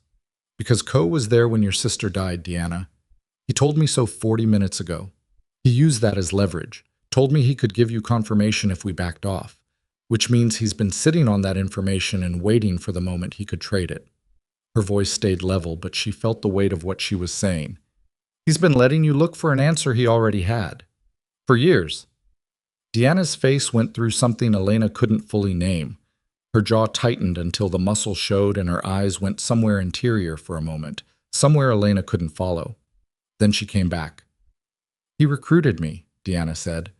It wasn't a question. 9 years ago, through the legal aid organization. A breath, then another. I thought I found that myself. I know. I thought the whole thing was... She stopped. Her hand gripped the doorframe. I thought I built it. You did most of it, Elena said. You spent 6 years inside. You built those skills. You collected that access. The architecture was yours. He just put the door in front of you and let you walk through it and called it your idea. She paused. That's how people like Co operate. They don't force. They position. and then they step back and let someone else do the hard years. Deanna's hand released the doorframe. She looked past Elena at the empty hallway, and then at the open bag on her couch, and then at Elena again. Her eyes were dry. Elena had the sense this woman had done her crying some time ago, in private, and what was left was something harder and more useful. "If I go with you," Deanna said slowly, "I'm giving up the leverage I have. You're trading it for something more valuable. You're trading pressure for testimony. One gives Ko a reason to come after you. The other gives investigators a reason to go after him. And Lucian, what does he get? He gets to tell you the truth about your sister, face to face." Elena held her gaze. "He knows more than you think. He's known for years. He didn't do enough with what he knew, and he is going to have to sit across from you and say that." She paused. "I can't promise you it will be enough, but it will be real. And right now, real is more valuable than leverage." The hallway clock somewhere ticked, rain against the window at the end of the corridor. Deanna looked at her for a long moment. Then she said, "Give me 2 minutes." She closed the door. Elena stood in the hallway and breathed and listened to the sounds of the apartment. Drawers, quick movements, a brief silence, then footsteps. The door opened again. Deanna had a coat on and a small bag over her shoulder and a flash drive in her hand. "Everything I collected," she said, holding up the drive. 6 years. His accounts, correspondence, meeting records, the documents I found about the vast organization. She looked at it for a second. "I was going to use this to burn him down." "You still might," Elena said, "just through different hands." They went down the stairs and out into the rain. Lucien was standing beside the car. He had not stayed inside. He was on the pavement in the rain without an umbrella, and when Deanna came through the door and saw him, she stopped walking. 3 feet from the car. Her jaw set. Her shoulders went back. He looked at her. She looked at him. The rain came down. "You knew," she said. Her voice was quiet and controlled and absolutely stripped of everything except the core of what it was carrying. "About Carla. You knew it wasn't an accident." "Not with certainty," he said. "Not with enough to act. And I told myself that was sufficient reason to leave it." He did not look away from her. "It wasn't. I left it because acting on it would have required me to look at my own role more directly than I was prepared to. That is not something I can explain my way around." Deanna's breath came out in a cloud in the cold air. Her hand around the bag strap was white at the knuckles. "She was 37 years old." "I know." She had... Her voice broke at the edge of the sentence and she pressed her mouth tight for a second and recovered. She had a whole life. She was trying to get out of something she'd walked into by accident, same as half the people around you, and someone decided she was a problem. "Yes. And you knew. And you built your career on top of it, and you moved forward, and you built your company, and your reputation, and your..." She stopped. Her eyes were bright. Not tears. Something harder. "While I was 17 years old at her funeral trying to understand what happened." Lucian stood in the rain and did not defend himself and did not look away. Elena watched him and understood something about him in that moment that she had not understood before. That the containment she had read as authority was at least partly something else. Was the physical effort of a man holding himself responsible for something large without knowing how to put it down. "I can give you everything I know," he said to Deanna. "Names, sequences, what I found and when I found it and what I chose to do with it. I will put it in a form that can go to investigators, to prosecutors, to whoever you want, and I will not ask you to protect me from what follows." Deanna stared at him. "I'm not asking for absolution," he said. "I'm telling you what I can do, what I should have done 11 years ago." The rain fell. Deanna's jaw released slightly. Not forgiveness. Elena could see clearly it was not forgiveness. It was something more pragmatic and more urgent. The recognition that what this man was offering was more useful than what she'd been planning to do to him. "Get in the car," she said. They drove. The next 6 hours were the strangest of Elena's life, and also, in an odd way, the most clarifying. They went back to the townhouse because it was the most private space available, and Deanna sat at the kitchen table with the flash drive, and Lucian sat across from her, and Elena sat to the side with her laptop and took notes, while 2 people who had been in opposition for 6 years talked through what they each knew, piece by piece, building the picture that neither of them had been able to build alone. Lucien talked for 90 minutes. I was precise, chronological, without self-justification. Just facts, dates, names, what he had seen and what he had heard, and what he had chosen not to pursue, and why. Elena watched Deanna listen with the focused stillness of someone who has been waiting for specific information for a very long time and is finally hearing it, cataloging it against what she already knows, filling the gaps. Deanna talked for 40 minutes. What she had collected, what she had understood, and what she had misunderstood. The moment, 3 years in, when she had realized that some of what she was finding pointed not just at Lucien, but at a network that was still active, still operating, still capable of doing what it had done to Carla. At 1:40 in the morning, Elena finished the document she had been compiling and looked up and said, "I need to call someone." She called the investigative journalist herself, not the one Deanna had mentioned, but a contact of her own, a woman who had covered financial crime for 11 years, and whom Elena had met twice at industry conferences and whose work she trusted. She called her personal cell and got a groggy, annoyed answer and said, "I have a 6-year inside witness, a 15-year paper trail, and direct evidence connecting a currently operating development company to a death that was ruled accidental. Are you awake?" The journalist was awake. By 3 in the morning, they had a framework. By 4, they had calls into 2 federal investigators whose names appeared in Deanna's documentation as contacts from the original Vass case, people who had wanted to go further and hadn't been able to. By 5:15, one of those investigators had called back on a personal line and stayed on the phone for 22 minutes. Elena made coffee at some point. She wasn't sure when. Lucien made it, actually. She looked up at some point, and he was in the narrow kitchen with his back to the room, moving through the simple mechanics of grinding and pouring, and it struck her as the most human she had seen him. At 6 in the morning, Deanna fell asleep in the chair she'd been sitting in, her head resting against the wall behind her, the flash drive still in her closed hand. Elena looked at her for a moment. 29 years old, and she'd spent a decade of it on this. She looked younger asleep. She looked like someone who had finally been allowed to stop. Lucien came to stand beside Elena. He looked at Deanna and then at Elena. He was exhausted. It showed now, the controlled surface worn thin by the night. "What happens at 7?" he said quietly. "Co's 2-hour window expired at 9 last night," Elena said. "He's going to move today. We need to be ahead of him before business hours." The board members.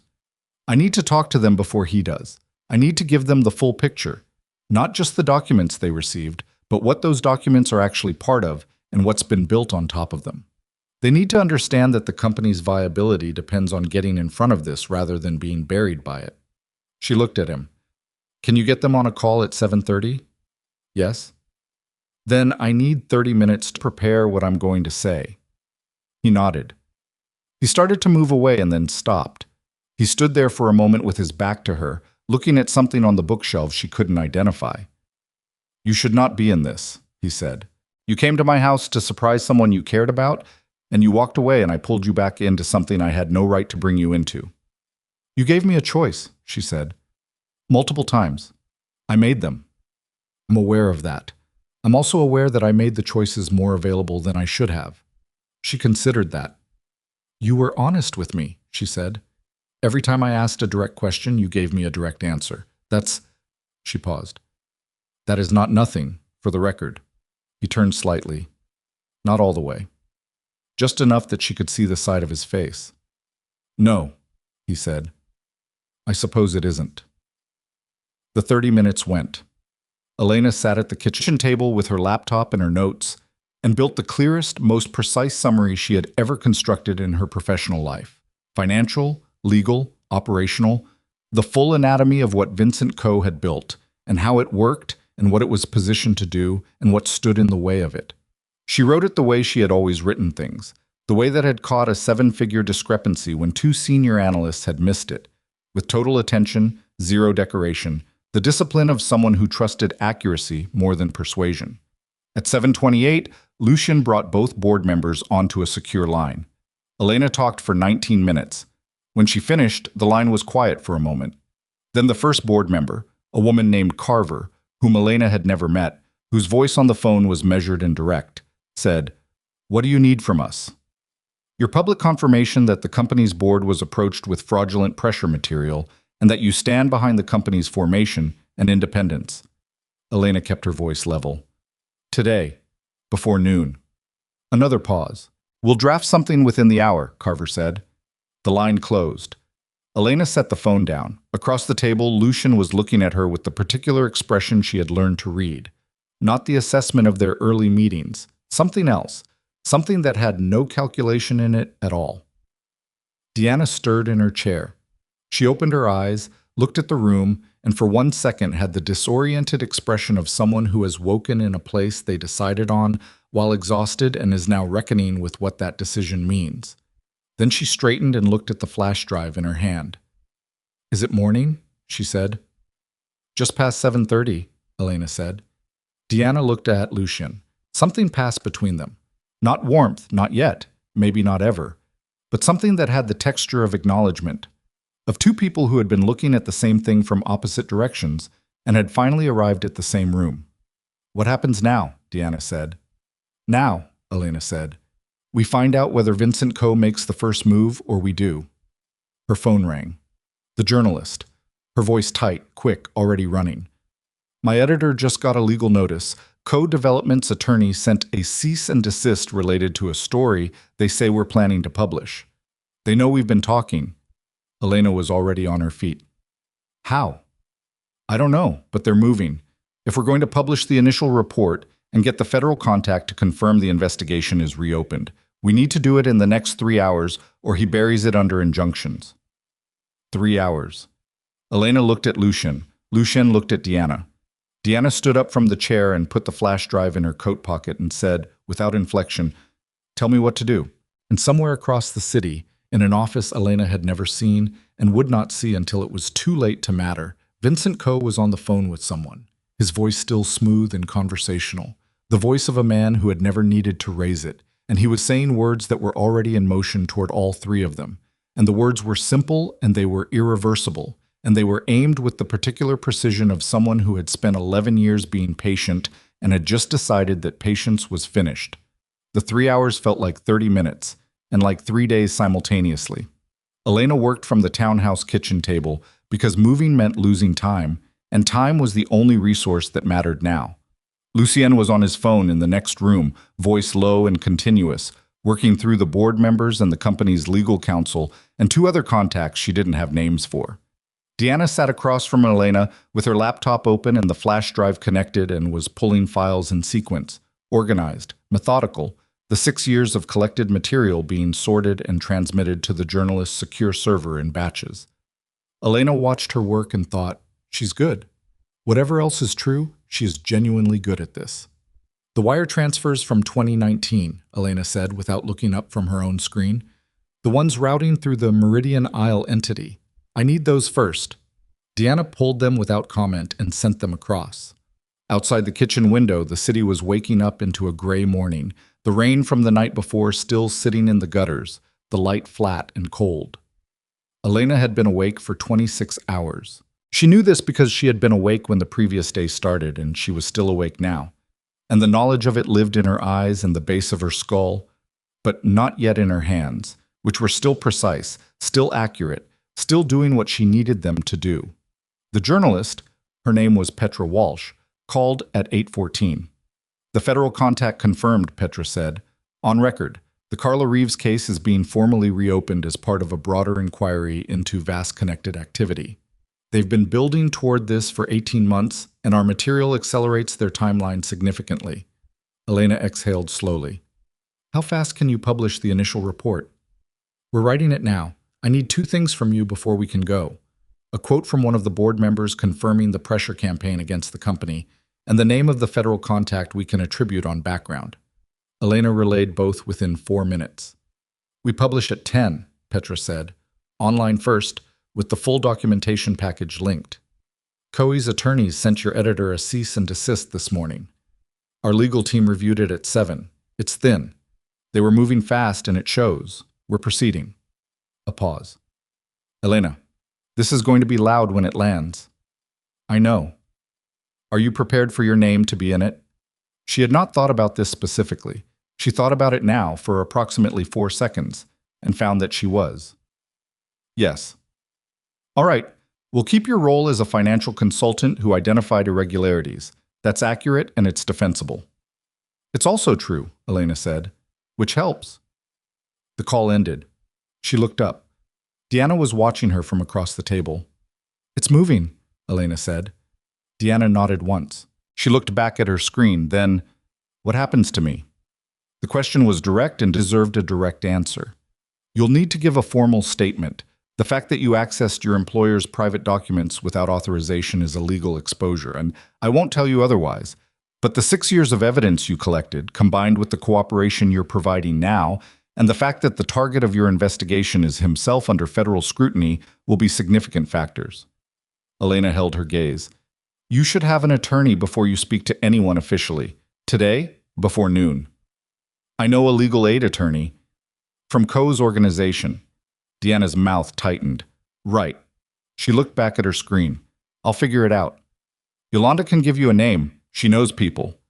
Deanna looked up. Something moved in her face. Not gratitude exactly, but its precursor. The recognition that something was being offered without a price attached, which was something she appeared not to have experienced in a while. Okay, she said. Lucien came back into the kitchen at 8:40. He sat down at the table, not in his usual controlled way, but with the slight heaviness of a person who has been standing for too long. He set his phone on the table and looked at it, and then looked up. The company's legal counsel is filing a preemptive disclosure with the relevant regulatory bodies this morning, he said. Full transparency about the pressure campaign and our response to it.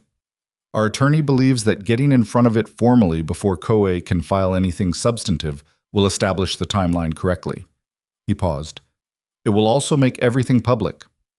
That's the point, Elena said. Yes. He looked at her. It means my name is in it. Your name was always going to be in it. In a different way than I'd hoped. A more honest way, she said. Not unkindly, just accurately. He sat with that for a moment. Then he nodded. At 9:50, Elena's phone rang with Marcus's name on the screen.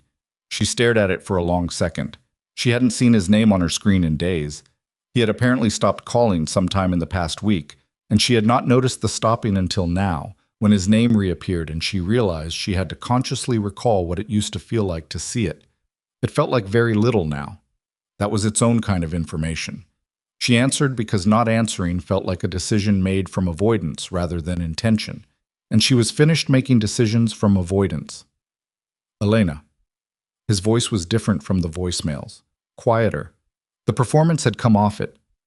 I've been seeing things this morning, news things, about my father. It's going to be more visible in about 10 minutes, she said. A silence. Are you involved in this? Yes. Another silence, longer. She heard him breathing. Are you okay? The question surprised her slightly. Not the asking of it.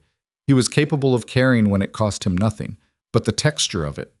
It sounded real. It sounded like someone setting aside whatever else they felt and asking the plain thing. I'm fine, she said. Marcus, I need you to understand something. What's going to be published today is real and it's necessary, and it will have consequences for your family's name. I didn't do this to your father. I helped stop something that was trying to use him and destroy what he was building. But the things that come out alongside that, about his history, those are true, and they should have been addressed a long time ago. A silence that had a different quality than his usual silences. More interior.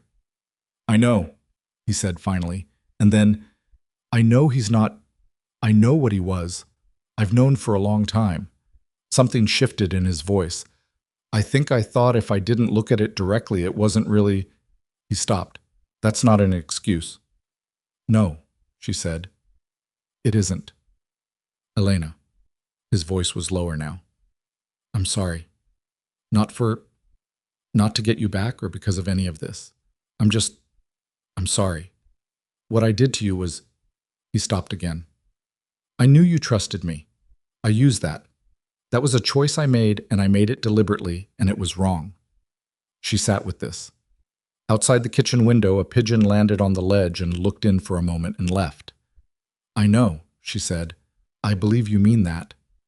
But, but meaning it doesn't undo it. And I'm not in a place where I'm going to tell you it's fine, because it isn't fine, and I think you know that. She kept her voice even. You should probably call your father today. Whatever complicated thing is between you two, he's going to need something from you today, and I think you probably have something to give if you're willing to do it. A long pause. Yeah, he said. Okay. She ended the call and set the phone down. Deanna had looked up during the last part of the conversation and was watching her now with an expression that was hard to decode, curious maybe, or recognizing something. That was his son, she said. Yes. You were together. For 2 years. Deanna looked at her laptop screen. Then, is that how you ended up in my brother-in-law's orbit? His son. But technically, his ex-girlfriend walked out of his house and collided with him on the driveway. Something shifted at the corner of Deanna's mouth. Not quite a smile. The near miss of one. That's a terrible way to start anything. It's an honest one, Elena said. At 10:03, Petra Walsh's article went live. Elena read it on her phone at the kitchen table with Lucian sitting across from her and Deanna beside her, and all three of them were quiet, while the thing they had built through the night resolved itself into sentences that other people would now read. The article was precise and well-sourced and careful. Petra was a professional, and it showed. And it laid out the shape of what Vincent Co. had constructed over 11 years, and the pressure campaign against the investment company, and the formal reopening of the Carla Reeves case, and the ways in which a 15-year-old network of corruption had attempted to survive by absorbing the legitimate institutions around it. Lucien's name appeared twice, once in connection with his history, accurately characterized, without softening, once in connection with the company, and the board member's statement, and the preemptive regulatory disclosure. He read it without expression. When he was done, he set his phone face down on the table and looked at his hands for a moment. It's accurate, he said. Yes, Elena said. The part about my history. It's accurate. I know. He was quiet. Then, when I started building the company, I thought there was a version of this where the new work would... He stopped, looked for different words. I thought if I did enough forward, the backward would matter less. It doesn't work that way, Elena said. No. A pause. I know that now. The forward work still matters, she said. It just has to stand on its own, not as compensation, not as cover. It has to exist because it's the right thing to do. And the fact that it's also the right thing for someone with your history. That's not a contradiction. That's just what doing better actually looks like. He looked at her. The thing in his face that had no calculation in it was there again, wider now, more visible, like something that had been behind a door for a long time and the door had finally been left open. You say things plainly, he said. I've been told. I've spent most of my life surrounded by people who didn't. He picked his phone back up. He seemed to search for the right word and settle for a simple one. It's useful. Her phone started then. Yolanda first, then a number she didn't recognize that turned out to be the board member Carver calling to say the company's public statement was drafted and going out in 20 minutes, and that she wanted Elena to review it first. Elena reviewed it standing up at the kitchen counter, making 2 small changes and confirming the rest, and sent it back within 8 minutes. Co's response came at 11:40. Not to Elena directly, to Petra's editor, through an attorney, this time a longer letter that cited specific legal instruments and threatened individual liability for everyone involved in publication. Elena read it when Petra forwarded it, sitting in the kitchen that now had 3 empty coffee cups on the table and the residue of a long night on all 3 of the people in it. Is this going anywhere? Lucian asked, reading over her shoulder. No, Elena said. He's using legal language the way people use it when they've run out of actual moves. This is noise. She set the phone down. He knows the federal investigation is open. He knows the documentation is with investigators. He knows the story is published and the board statement is out. He's making noise because making noise is the only thing left. He could still come after the company. His attorneys could file motions. They'll be countered. The regulatory disclosure we filed this morning establishes the timeline and the context. Any legal action he takes now looks like retaliation against a company that preemptively came forward. That's a bad look in front of any judge who isn't already compromised. She looked at him. Are there judges in this city who are already compromised? He held her gaze. There were. Some of them are no longer on the bench for unrelated reasons. Some may still be issues. He paused. I'll have the attorneys review the venue risks. Good. Deanna left at noon. She stood at the door of the townhouse with her small bag and her coat and the flash drive that she'd made a copy of before transmitting everything.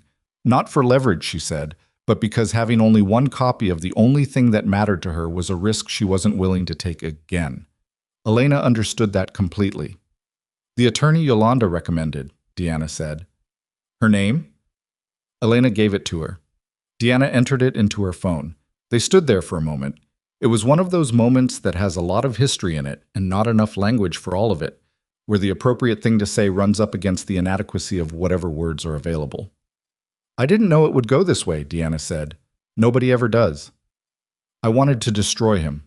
She glanced toward the interior of the townhouse, where Lucien was on his phone again. I planned it for years. I rehearsed what it would feel like. A pause. It doesn't feel like I thought it would.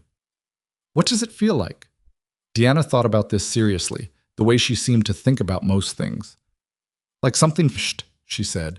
Not clean, just finished. Elena nodded. That's usually what it feels like. The movies lie. The corner of Deanna's mouth moved again, closer to a smile this time, not quite there. She went down the front steps and turned right on the pavement and walked away without looking back, and Elena watched her go until she turned the corner and disappeared. She stood in the doorway for a moment longer. The air was cold and still, and the rain-wet street reflected the gray sky in long silver strips. She went back inside. The afternoon moved differently than the morning had. The pace dropped. The urgency that had been holding everything taut all night and into the day began, incrementally, to release. Not all at once, not dramatically, but the way a fist unclenches when the thing it was holding is finally set down. Calls came in and were handled. The journalist published a follow-up. One of the federal investigators sent a formal acknowledgement of receipt of the documentation. The company's board released its statement at 1:15, and it was measured and clear, and, Elena thought, exactly right. Lucian's son called at 2 in the afternoon. Elena knew because she was in the sitting room with her laptop while Lucien took the call in the kitchen, and she wasn't trying to listen, but the townhouse was small, and his side of the conversation reached her in fragments. She didn't try to parse it. She caught the tone more than the words. Something careful and effortful on both sides. The tone of two people attempting a conversation they had been avoiding for a long time and finding it harder and also different than they'd expected. Lucian's voice was quieter than she'd heard it, less managed. It lasted 11 minutes. When he came back into the sitting room, he sat down in the chair across from her and said nothing for a while. Okay? She asked. No, he said. Then, better than it was. She didn't push on it. She went back to her laptop. He sat in the chair with his hands loose on the armrests and his eyes somewhere middle distance, and eventually he picked up his own phone and began working through his messages, and they sat together in the quiet of the afternoon like two people who had earned the quiet and were using it accordingly. At 4 o'clock, she closed her laptop and stretched her hands above her head and felt the accumulated stiffness of 29 hours in her spine and her shoulders. I should go home, she said. Yes. He looked up. Will you? Will I go home? Will you come back? The question was careful, not grasping. He wasn't a man who grasped at things. She had come to understand that. It was the question of someone who had decided to ask rather than assume, which she had also come to understand was the thing this man did now that he had decided to do things differently, and it was not easy for him, and he was doing it anyway. She thought about the card in her drawer, the 9 days she'd spent not throwing it away, the tea that had arrived at the restaurant without being ordered, and how she'd noted that detail and then set it aside and answered the question in front of her rather than the gesture around it, because she was practical, because she was careful, because she had been hurt, and practical and careful felt like the same thing for a while. She thought about white lilies on a carpeted floor. Yes, she said. I'll come back. He nodded. That was all. Just the one nod, even and quiet. But something in him settled slightly, some held thing releasing, and she saw it, and it was more honest than anything elaborate would have been. She picked up her bag and put on her coat. She was at the door when he said, Elena. She turned. He was standing now across the room, his jacket back on, his hands in his pockets, back to looking like himself mostly, except for the things around the edges that were different now and would stay different. What you did, he said, the past 2 days, what you built with those documents, the way you talked to Deanna, the calls you made. He paused. There are people I've paid significant amounts of money to over many years who would not have been able to do what you did in 48 hours. I had good material to work with, she said. That's not modesty, that's deflection. She almost smiled. I know. She looked at him across the room. You gave me something real to work on. And you were honest when I asked you to be, even when it cost you. That matters more than people think. He held her gaze. I'm going to try to continue doing that. I know you are, she said. I'll be watching. She went out into the late afternoon. The city was doing what it did in the early evening, shifting registers, the day sound giving way to the night sound, the quality of the light changing on the wet pavement. She walked instead of calling a car because she needed to move, needed the physical fact of her body in the air after so many hours of sitting still inside urgency. She called Yolanda as she walked. Is it over? Yolanda said. The acute part. Are you in one piece? Structurally. Elena. I'm fine, Yolanda. I'm tired and I'm fine. Did you eat today? She tried to remember. The coffee at the townhouse, half a piece of toast at some point. Loosely. Go home and eat something real. I'm going. And Elena. A pause.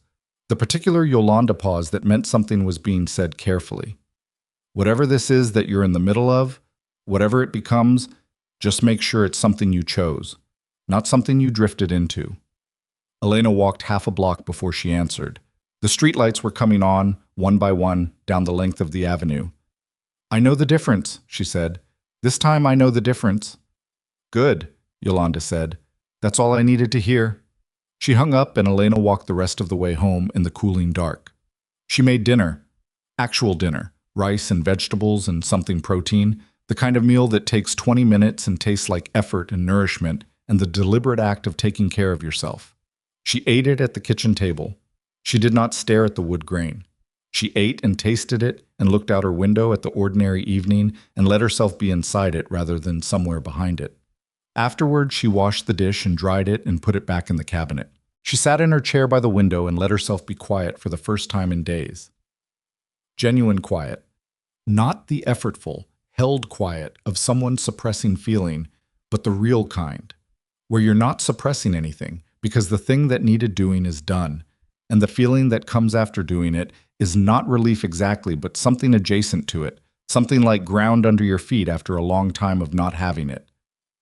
She thought about Deanna walking away down the street. That turned corner. A decade of grief with an ending that wasn't clean but was real. She thought about Lucian in the kitchen making coffee with his back to the room. The most human she had seen him. She thought about Marcus's voice on the phone. The performance finally gone from it. Just the plain sound of a man trying to say something honest without knowing quite how, which was maybe the beginning of something for him, though not something that involved her, and that was fine. That was actually fine. She thought about the lilies on the floor.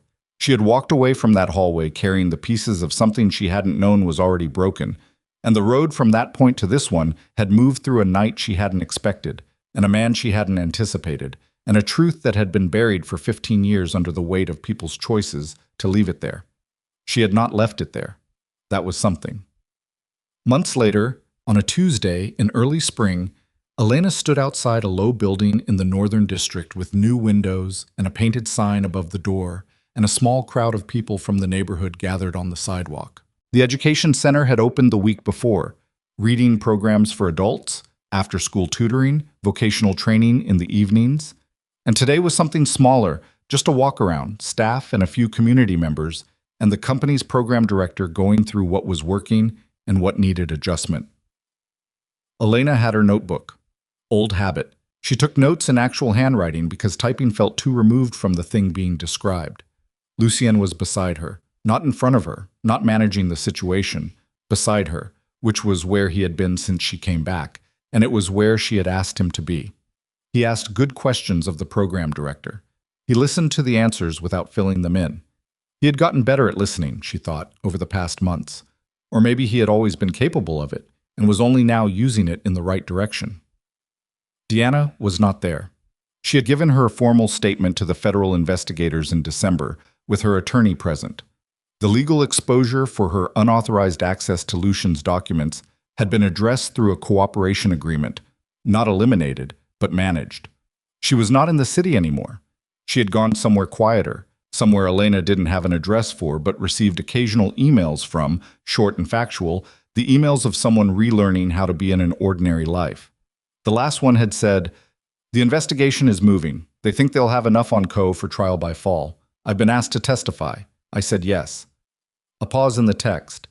Then, "My sister would have wanted to see it through. I'm seeing it through." Elena had written back, "I know. She raised you well." She hadn't heard back yet, but she expected she would. Vincent Coe had been arrested in February on federal charges that included conspiracy, racketeering, and obstruction of justice. His attorneys had filed the expected motions, and they had been addressed in the expected ways, and the trial was proceeding in the deliberate, slow-grinding manner of federal cases, which meant it would take longer than anyone wanted and would be exactly as complete as it needed to be. Marcus had called once more after the initial day of publication, a short call, to say that he had been honest with his father about some things he should have been honest about years ago.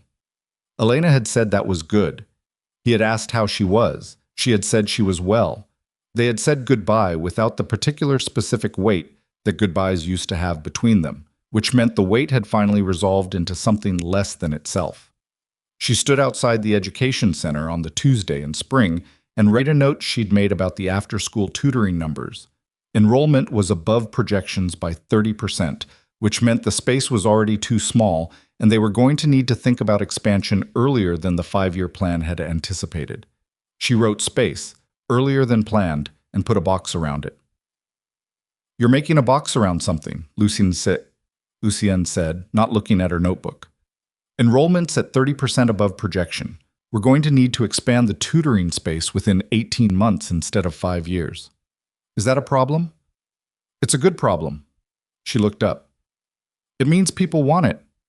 He looked at the building, the new windows catching the spring light, people going in and out of the door.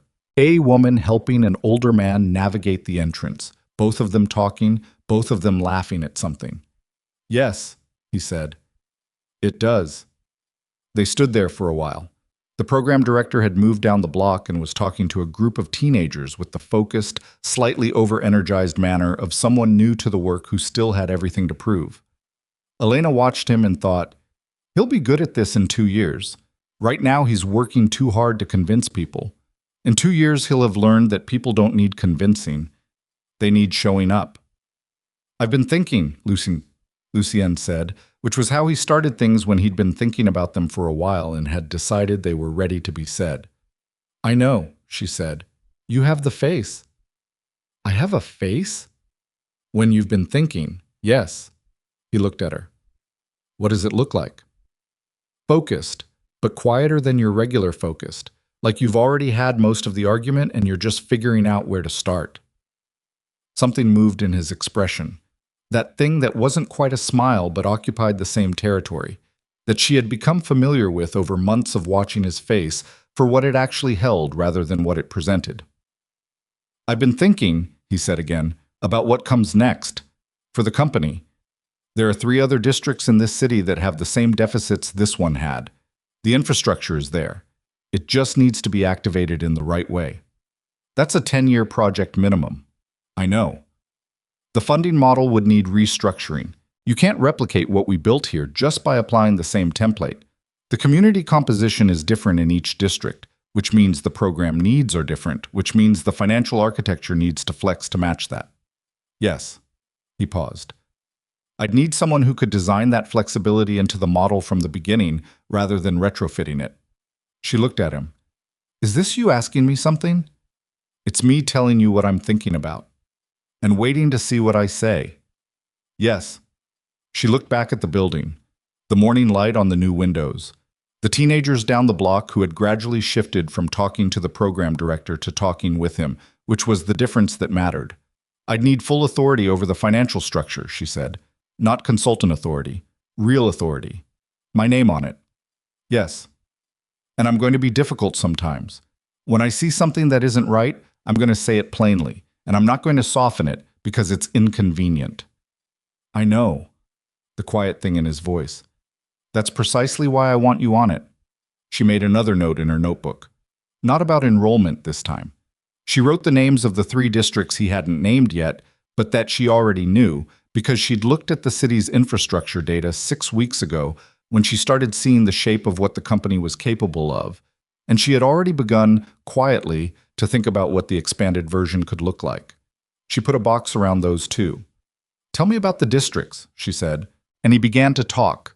Not the careful, managed talk of their first meetings, but the real kind, the kind that showed what he actually cared about, which she had learned was considerable and ran deeper than she had originally estimated, which had been her own mistake, her own projection of the history onto the man rather than looking at the man separately from his history. She had corrected that over time, and what she found underneath was someone who had done wrong and knew it and was spending whatever was left trying to do something that justified the living. She did not think he had earned simplicity. She did not think the past was behind them in any clean way.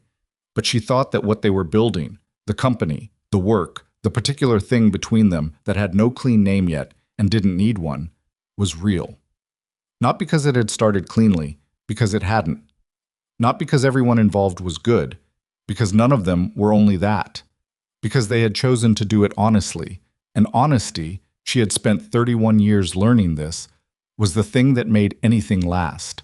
Not easy, not painless, not without cost, but present in the way that mattered, under the things you built with it, bearing the weight the way good foundations bore weight, invisibly, completely, for as long as you needed. She wrote in her notebook. He talked. The program director laughed at something the teenagers said. The spring light came through the new windows and fell across the floor of the building and lit the faces of the people inside it, ordinary and imperfect and showing up anyway, which was all any of them had ever been able to do. The white lilies had fallen on a carpeted floor in a house that was not hers and would never be, and she had walked away from them in silence, and the silence had taken her here, to this pavement, to this notebook, to this man beside her still talking about what could be built and how long it might take and what it might cost. She wrote it all down. She would not miss a word of it.